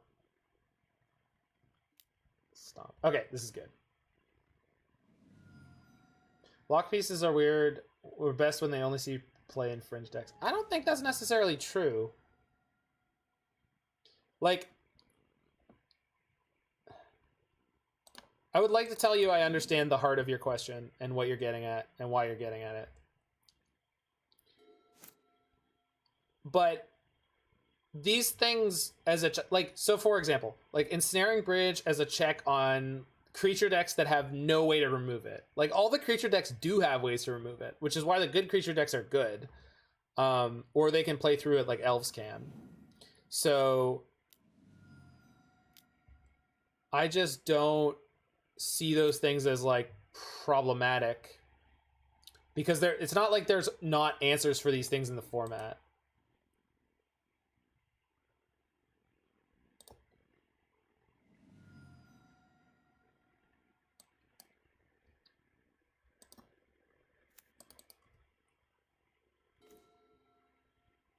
So I get to go Verdict here if I get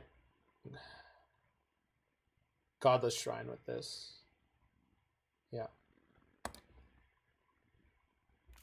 Should get me to a good place. Sure, but I would say it's very far and few between are the times where those kind of strategies become tier 1 in Modern. Right, exactly. Yeah. I don't think they're in and of themselves problematic. Yeah, yeah. But now there's Deputy of Detention and Scourge of the Skyclaves. Okay, so am I going BTL for Clarion here? I feel like I am.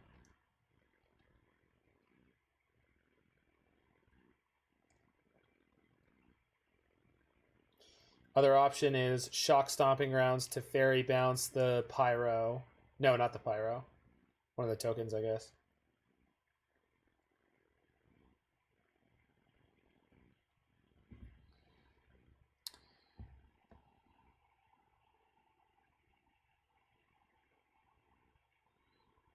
BTL 4 and BTL Niv this turn, Clarion next turn. They could kill me through that.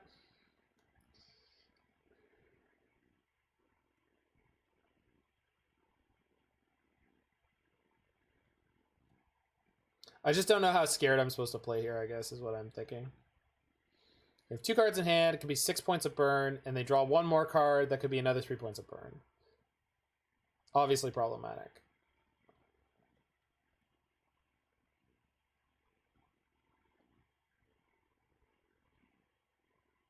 Play scared? I think so. I think I'll play scared.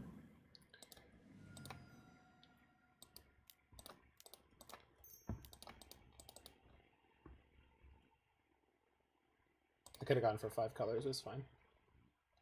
But I did double white, that was the problem.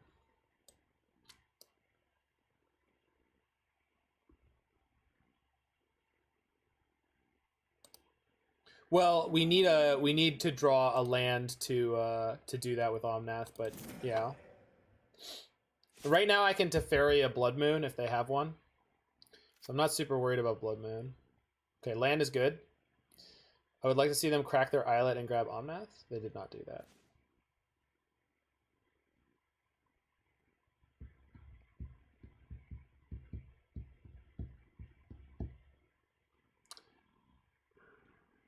Going for Pyro tokens. Yeah, they are.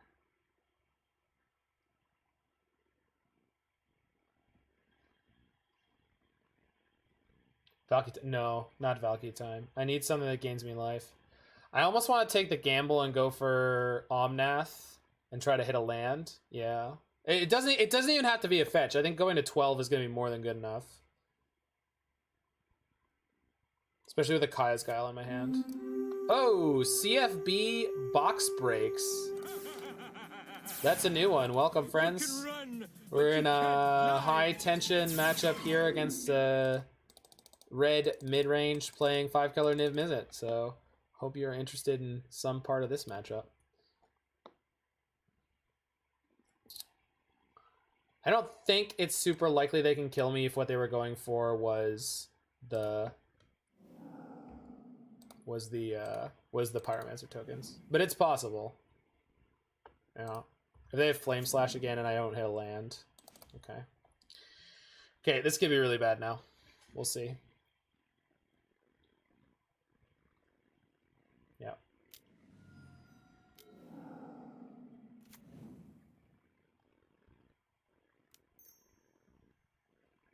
Okay. The other two cards in their hand are Bolt. We're toast. And they can actually draw with Fiery Islet and draw the Bolt. Okay. I've used both my Wraths. So... powerfully no bueno.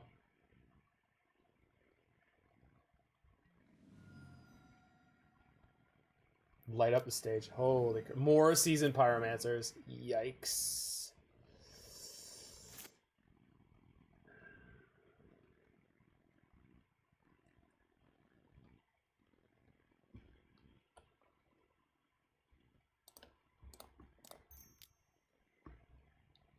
Play Wrenn and Six, pick up a fetch, play the fetch, play Kaya's Guile, make a 1/1, gain 4. I think that puts me out of reach for one turn. And that's really where we're at right now. We just have to keep buying turn by turn. I guess I could ping and Kaya's Guile instead.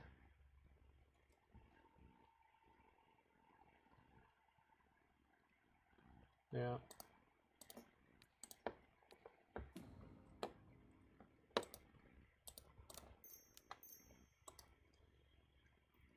So this one's going to be gain life and make a token.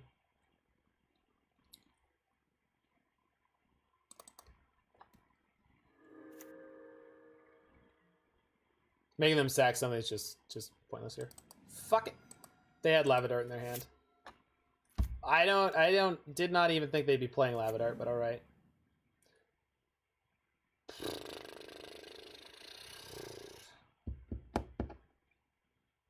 We have not been able to get our mana going at all. That's been the biggest problem.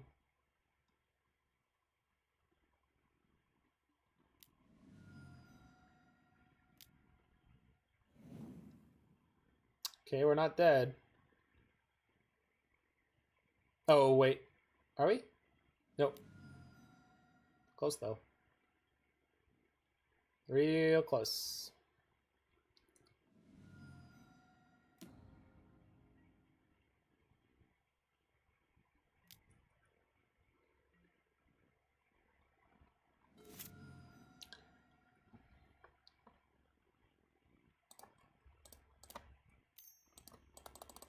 Okay, we can dig out of this if we hit an Omnath. Not this turn, I don't need to, but that's an Omnath. Okay, I need to draw a land here. Because this Helix should put us over the edge for staying alive for this turn. They can't respond to anything. I pick up the Pyromancer. They play Bone Crusher. They crack in for 3, I gain 3. Still have a Lava Dart live. They flash back the Lava Dart to kill my... Oh, ah! I should have responded with the Helix. It's fine. It's fine. It's fine. It's not going to matter. Unless they start drawing cards with their Sunbaked King is... It might matter. We'll see. We'll see. So star. Okay.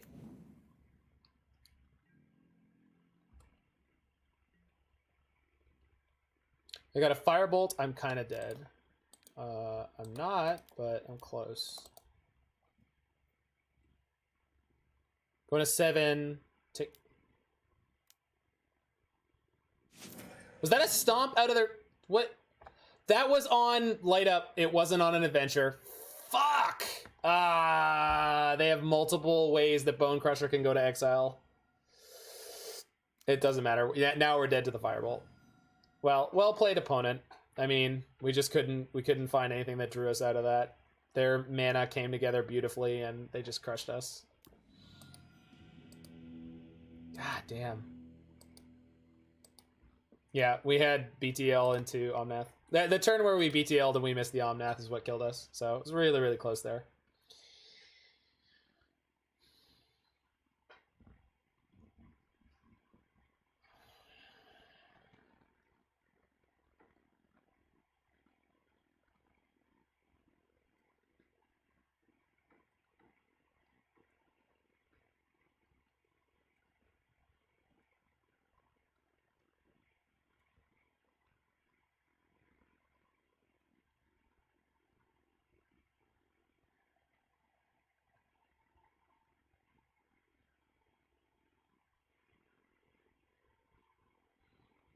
Well, that's exactly what happens. So the perfect description of what Mike is saying is the Skyclave Apparition. Skyclave Apparition is a very good card for like modern kind of, but in Legacy kind of, but it definitely cuts down on the diversity of answers because nobody needs to play any other answer for anything that's 4 CMC or less if they're playing white.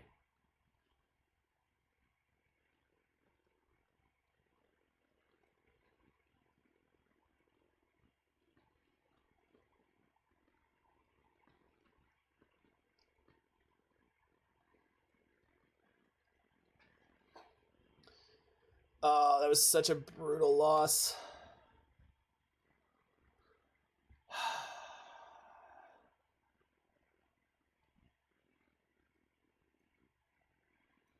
It was so tight, so tight. Freaking Seasoned Pyromancer is such a gratuitously powerful card. Anyway, yeah, like obviously that's not where. It's just so freaking tricky to balance what Magic is. That's the truth of the matter. And I think the prison pieces are fine as long as they're not obnoxiously powerful. Like, yeah, Ashiok is a brutal card against the deck. It's good against. But it's just god awful against so many of the aggressive strategies. Crap. Going to 5. All right.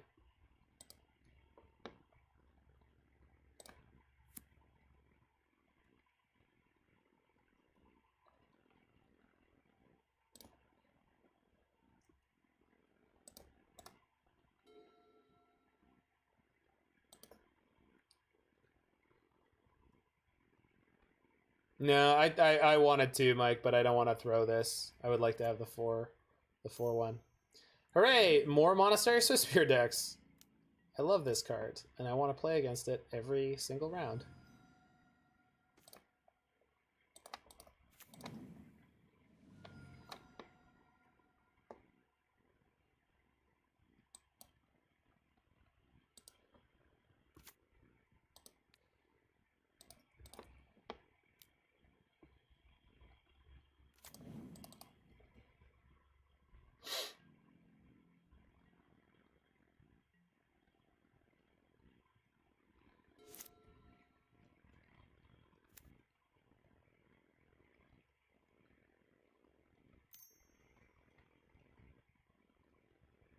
Oh good, it's a prowess build. Light up the stage. I love that my opponent gets a 1-mana divination in red. Nope. Alright.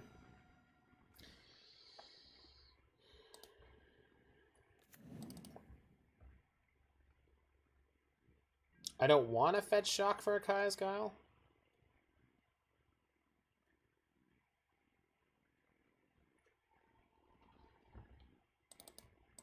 I don't really think I have any better options here. I mean, we might just play Abrupt Decay this turn and then go... But I need white. Temple Garden. Temple Garden's no good.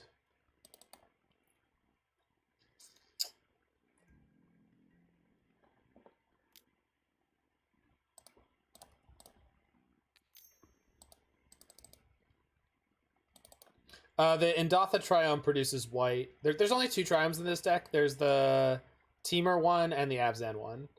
And I think I'm getting the Abzan one here.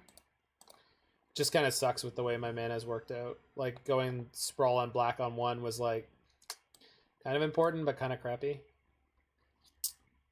I guess I could go Ketria Triome and then put Abundant Growth on one of the 2 lands. But that means I might not be able to play Kaya's Guile this turn cycle. Maybe that's okay. Because their hand is kind of crapped the bed so badly. But maybe I should... No, I don't need to play around. Well...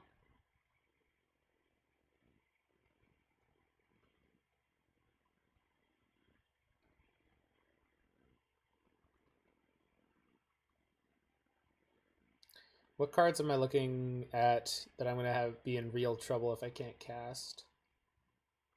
It's not so many.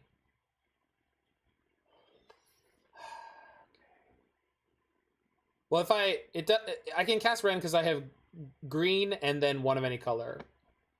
I mean, I won't be able to do it this turn, but this is fine.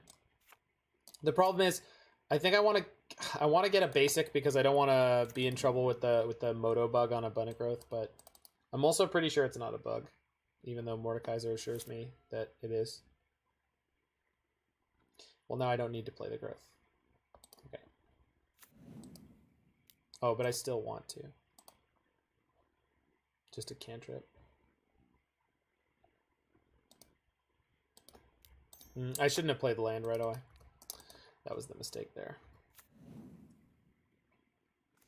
Alright. We should be okay against whatever red deck this is that hasn't done anything to me. I guess if they Blood Moon me here, I won't be thrilled, but... Nothing? Good God.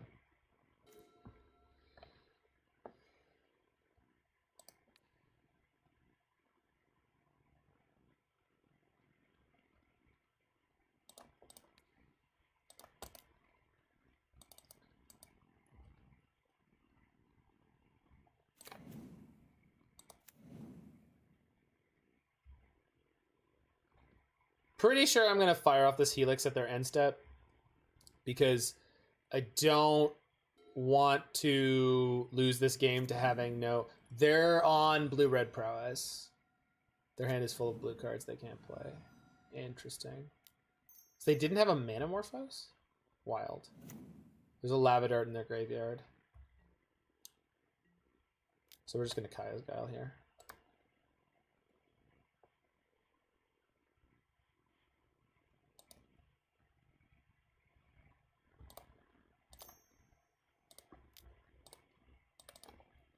Clonk.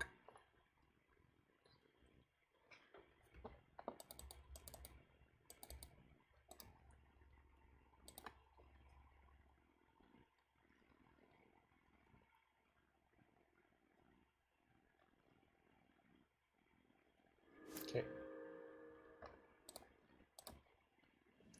It's a pretty good league for Niv though, playing against mostly burn decks.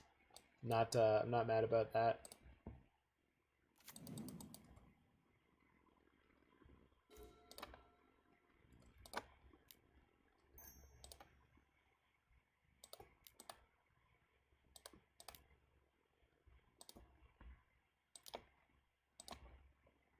Big dragon.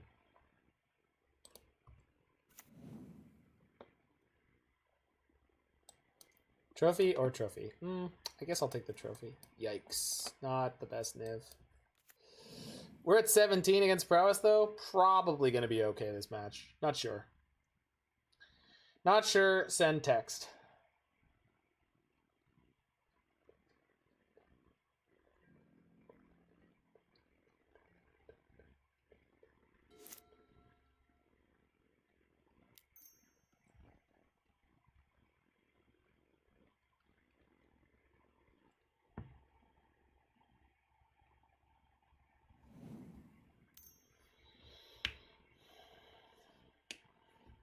Lavender Army. Okay, so this means light up the stage. Yep. More cantrips. At least they hit a second blue land.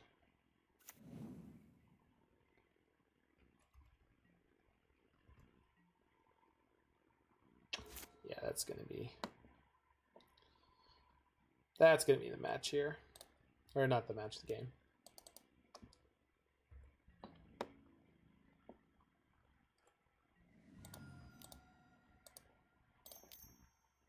Oop.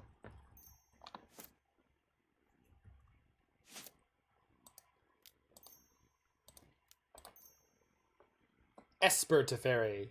Shasha. Shishisha.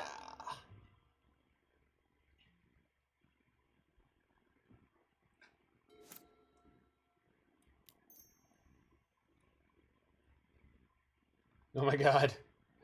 They play the Serum Visions. Yikes. Oh, opponent. This was not your game.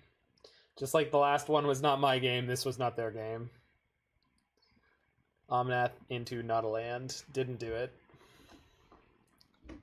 Seems a little late. Yeah, no kidding.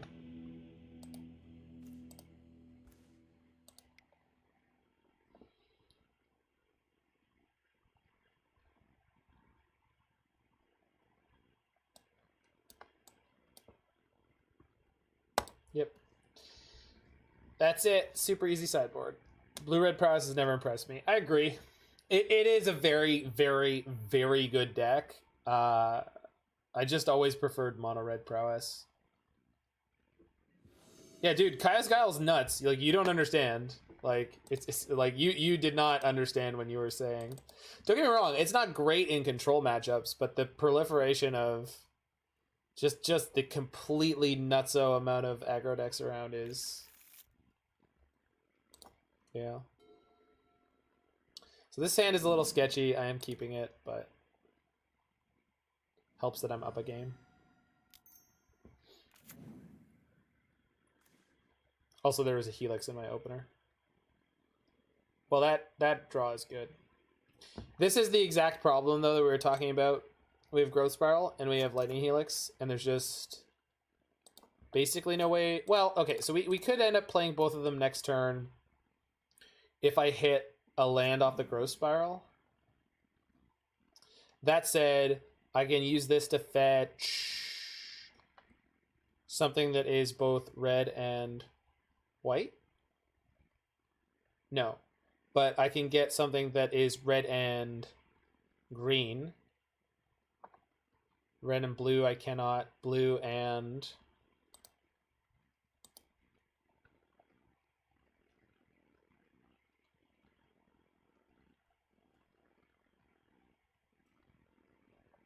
I need something that both casts the half of the Helix and half of the Growth Spiral. I already have a Forest locked in, but they just don't share any colors. So yeah, I can't do this. It's not possible.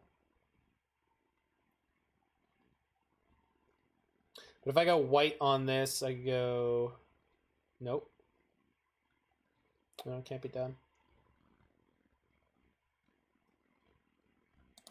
I'm going blue here, and I'm going to assume we can get to this Verdict if I need that.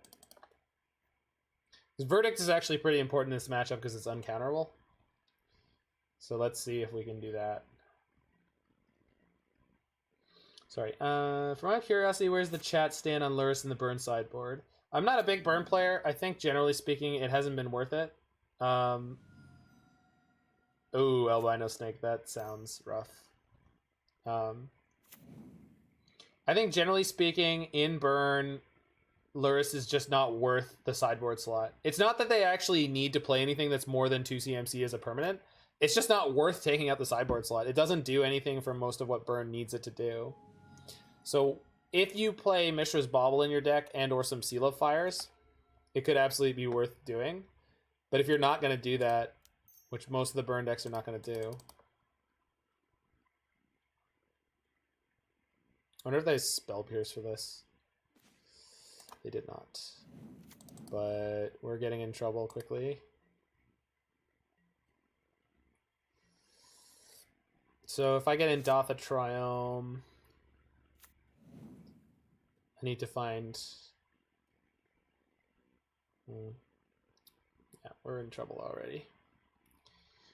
We can play Teferi next turn. I guess it's not totally awful. See how much damage we take here.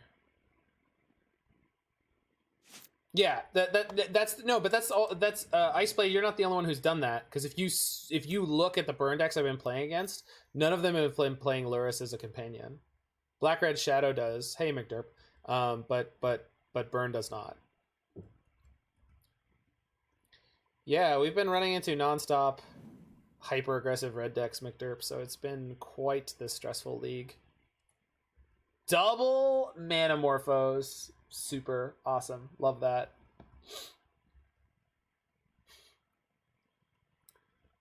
Shadowmoor common. So innocuous. So busted. What am I about to take here?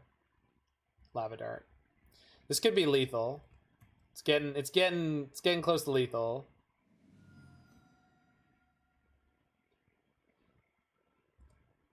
That's another 5. So 13. The Lava Dart's another 4. I think we're dead. I'm at virtual 4. Lava Dart puts me to 1. Okay, we're at 1 right now.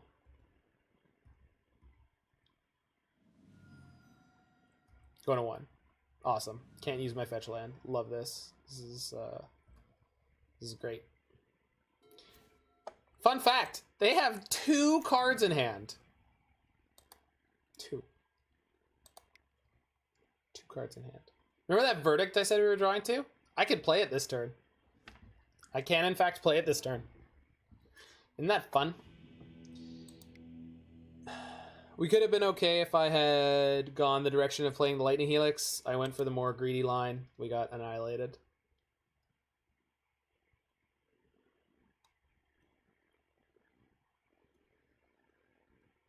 As the second time we've been turn 3'd. Virtual turn 3'd. Go on. I went out on my own terms. I hit the concede button. I can concede at any time. It's my choice. Nope. God. Why would you do this to me?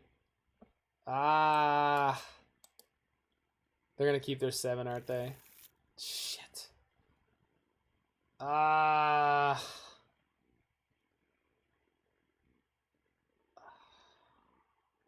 Yeah. There's no way. Yeah. Alright.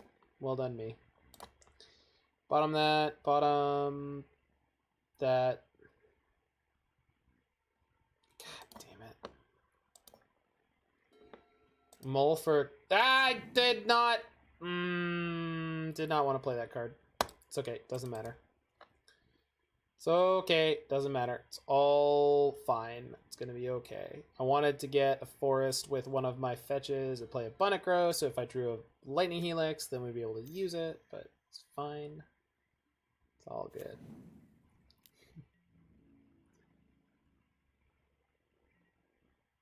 I can do the sick lose one less life play. So let's do that. Let's hit another Utopia Sprawl. Not another. Let's hit a Utopia Sprawl. We did not. Yes, that's exactly what I did, McDerp. That's exactly what I did. It's a quality Magic the Gathering play.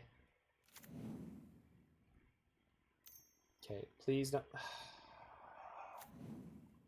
Why is it always double prowess creature? It's always double prowess creature.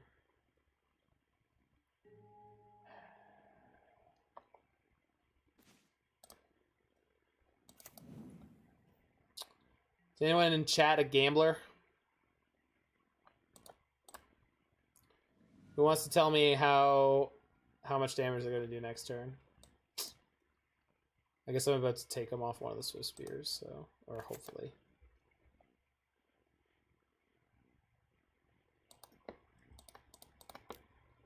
$10? Yeah. With one Swift Spear, probably not. Let's see the Spell Pierce, though. Okay. Whew.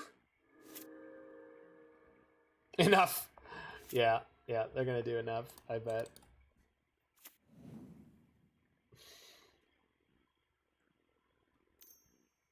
Consider things like Maelstrom Pulse. No.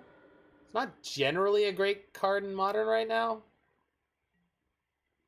I'm not saying it's unplayable, but I would say it's generally quite poor. What are you...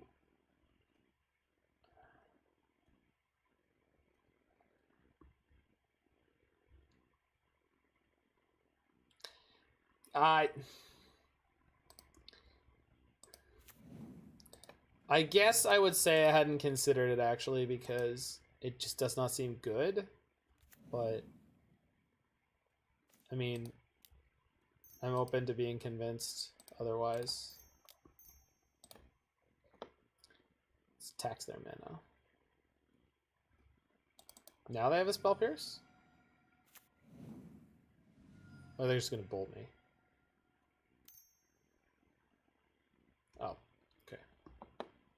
It's fine, because this is not going to be aimed at a Bring to Light or a Niv-Mizzet. Teferi was not going to be particularly good here. Oh, you meant... Mike, you're great. Oops, I mean 1. Yeah, I totally meant 1. There's no way in the world they don't have a land drop here. We do have double abundant growth into Lightning Helix. And when I say double abundant growth, I mean that's relevant because we have a Urian in the sideboard that we can pick up. I would not like to see it light up the stage this turn, please. Just like a bunch of bolts. Just go nuts on the burst lightning. Sure. No light up stage, please. Yeah, I think I will, Mike. No, I don't need to anymore. I'm pretty sure they're gonna sack the Fiery Islet at my end step, so I'm gonna wait until they do that so I can Helix on a cleaner opening. I need red, white, so, and for the future, I have black, I have blue, white. Do I have double white? Yeah, I do. So the color I'm most concerned about getting more of is not really anything. Maybe green just to have another something for Utopia Sprawl to go on. Maybe red or white. So I only have red, white that way.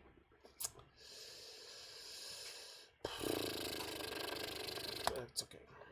It's not gonna matter.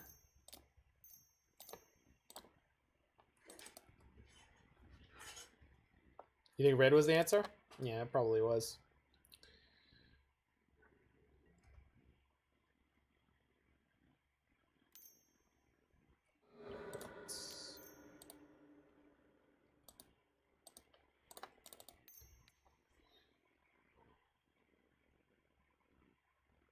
No! Come on, man! Come on! Freaking mutagenic growth. Blech. God.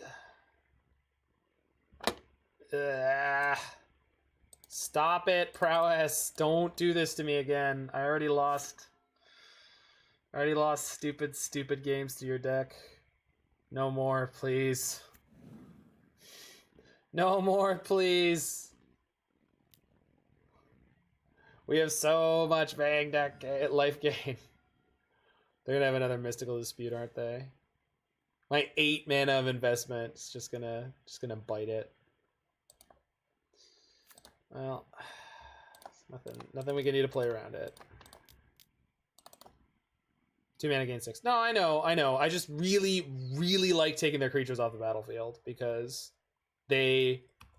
each creature is basically one of the mechanics that I always wanted in this game that was in Hearthstone, which is what is it, spell power? I think it's called spell power. This literally increases the damage of every burn spell they play by 1, as long as it's getting through, which they usually are. Yeah, I mean, I understand it was a valuable play. I'm just concerned about losing still, and now I have nothing, which is super unfun. We could top deck Niv, we could top deck BTL, we could top deck Omnath. Tons of good stuff can come up.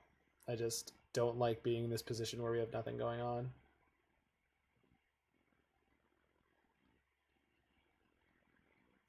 Well, I'm essentially playing against a combo deck. Do you think blue-red is the best deck in the format? No. I think Burn is the best deck in the format as of last weekend. If you look at the challenge top results, it was multiple Burn decks.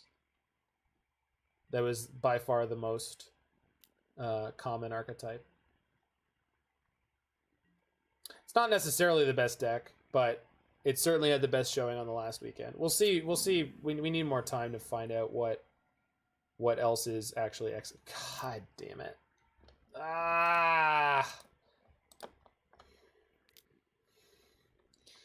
No. All right, it's fine. It's fine. It's fine. This is what we get. As I said, Niv goes down to tempo, strategies, and cards. Blue-red is able to play a tempo game sometimes, and that is what they've done here. They had the Mystical Disputes exactly where they needed them, and we got stomped. Not even exactly. They didn't really need to counter the Teferi at all. It was just going to bounce their haste creature. But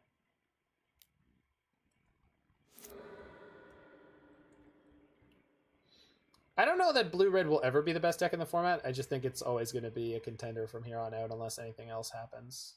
Like, unless there's some significant change. I can't see blue-red going anywhere. It's just going to be solid for a long time.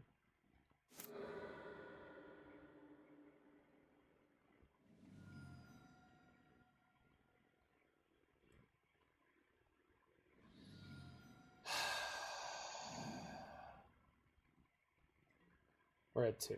Great.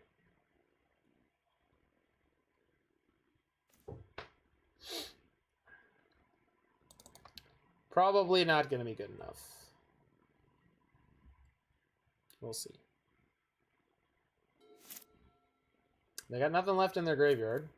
That's a land. Goes to combat.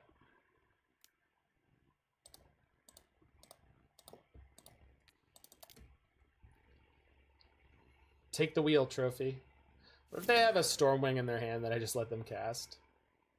$5 says Stormwing coming down now. No land. Okay, that could be big. Okay, cantrip. Come on, deck. You can do it. Give me an Omnath right now. Bang. All right.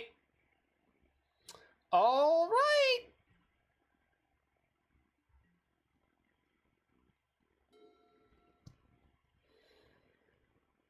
I think I'd rather save it for something like a Sprite Dragon, Mike. I understand the danger. Like, I played a lot against burn with things like Lightning Helix, and I do get it. I do. Just going upstairs is definitely very good. But I just... Like, if this is a Sprite Dragon... Manamorphose. Okay. Let's see... This has got to be Stormwing. That is why we held the Helix. Because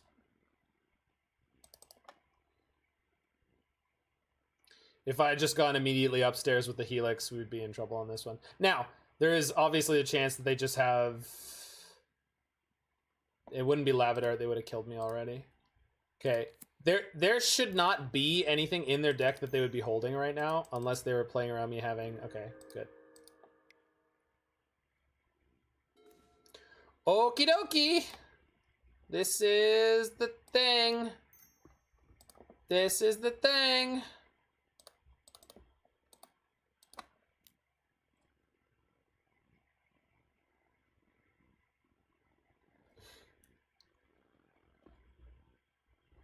Black. We're getting Omnath. 10 out of 10. Thanks for the follow, Gambero the noob. Talk about good RNG. Listen, my opponent killed me on turn 3 one of these games. I think I'm allowed. I think I'm entitled. I'm very entitled. Even if they have a removal spell, we could fetch in response. Oh!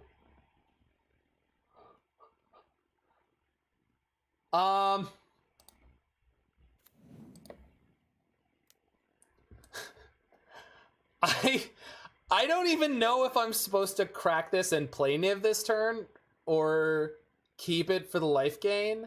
No. Listen.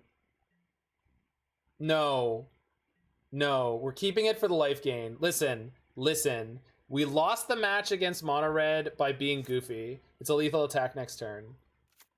Still no. Coward. That's fine. You can coward me all you want.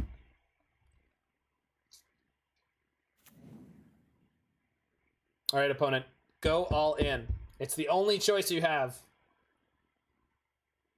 Assume that I'm at exactly 9 and go all in. What else could you do? Major weak sauce? Listen, come on now. Because I couldn't play anything I drew with it anyway.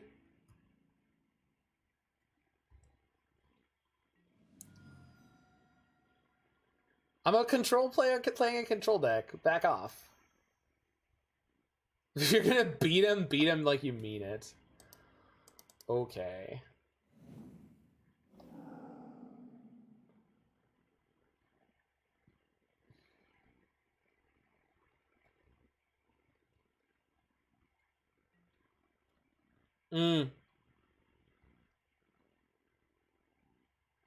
If I fetch, they can bolt the Omnath in response. Then if they top deck... Okay, I'm hoping to draw a land. Yeah, I didn't fetch. Don't worry.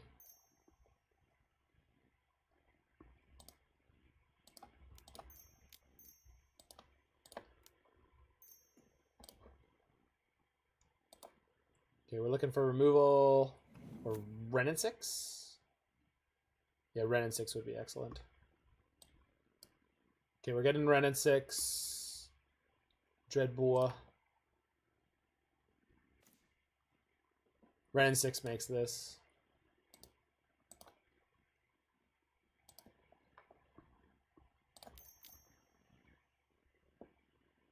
Wrenn and Six makes this pretty simple. Your move, opponent. It's your move. Your move. Yu-Gi-Oh!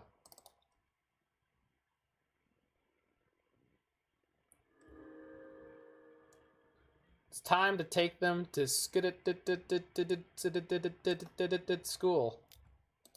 Yeah, it was a very close game. Very close game. I mean, it's not over yet, but should be.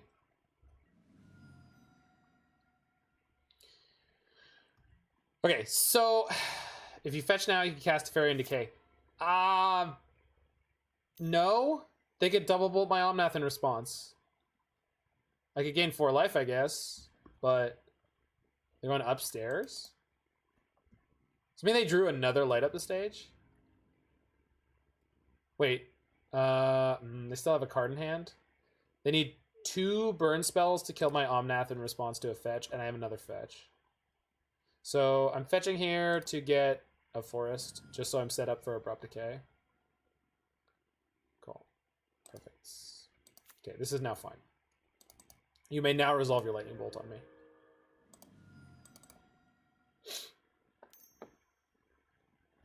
Okay, but I want to see what card is in your hand. I need to know. I wanna know. Can't you show me? Oh my god, it is a light up the stage. They cannot kill me with this, but it is terrifying, right? Like, yeah. Okay, so they get a Stormwing. I go Abrupt Decay, Boar, and just kill them. It's over. We did it! But that was like, yeah, this is why you don't screw around with these prowess decks. Just any variation of prowess deck, just don't screw around, kids. Don't screw around. I'm sick and tired of you kids screwing around. Alright. So we lost the one super tight match where we got hit with infinite pyromancers and we couldn't top deck to save our lives. Whereas in that case, right there that we played, we did top deck and save our lives.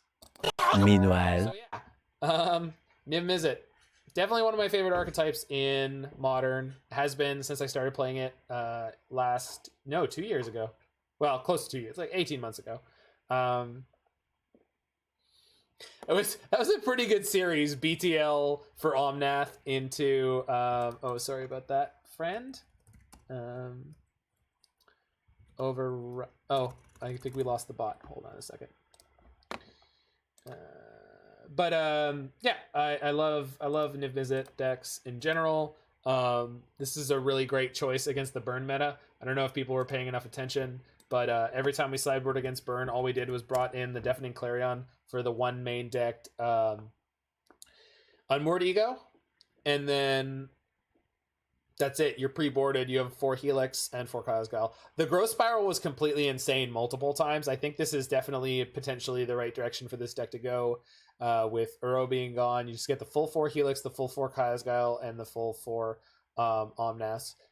In response to Michael's question about the 4 Guile, and anyone's questions about the 4 Helix, 4 Guile, and 4 Omnath, I mean, we played against almost nonstop burn / prowess decks, and we mostly were able to scrape out the wins. But we died a bunch. I mean, they took games off of us all the time, even with all this life gain. And I'm like, they do have sideboard cards that attempt to deal with our life gain, but just like for real, the respect for burn is very important. And then on the flip side, overall in Magic, what you want to do is if you can stilt your main deck against aggro or control, unless you think the meta is heavily control and combo, you want to stilt your deck against aggro and the aggressive combo decks. And the reason why you want to do that is because you need to make sure that you don't die against the decks who are trying to kill you quickly. The decks that are trying to kill you slowly, you have more time to find cards that are good against them.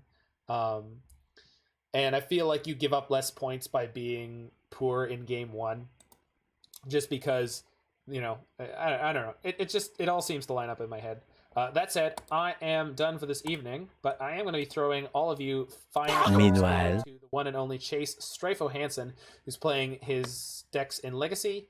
Love that dude. Give him the big love. And the Strixhaven commands, Mike? Yeah, they definitely could. I think only the blue-red one is particularly close to good enough, but it's possible. Anyway, have a good time at Chase's chat, and I'll see you all soon enough.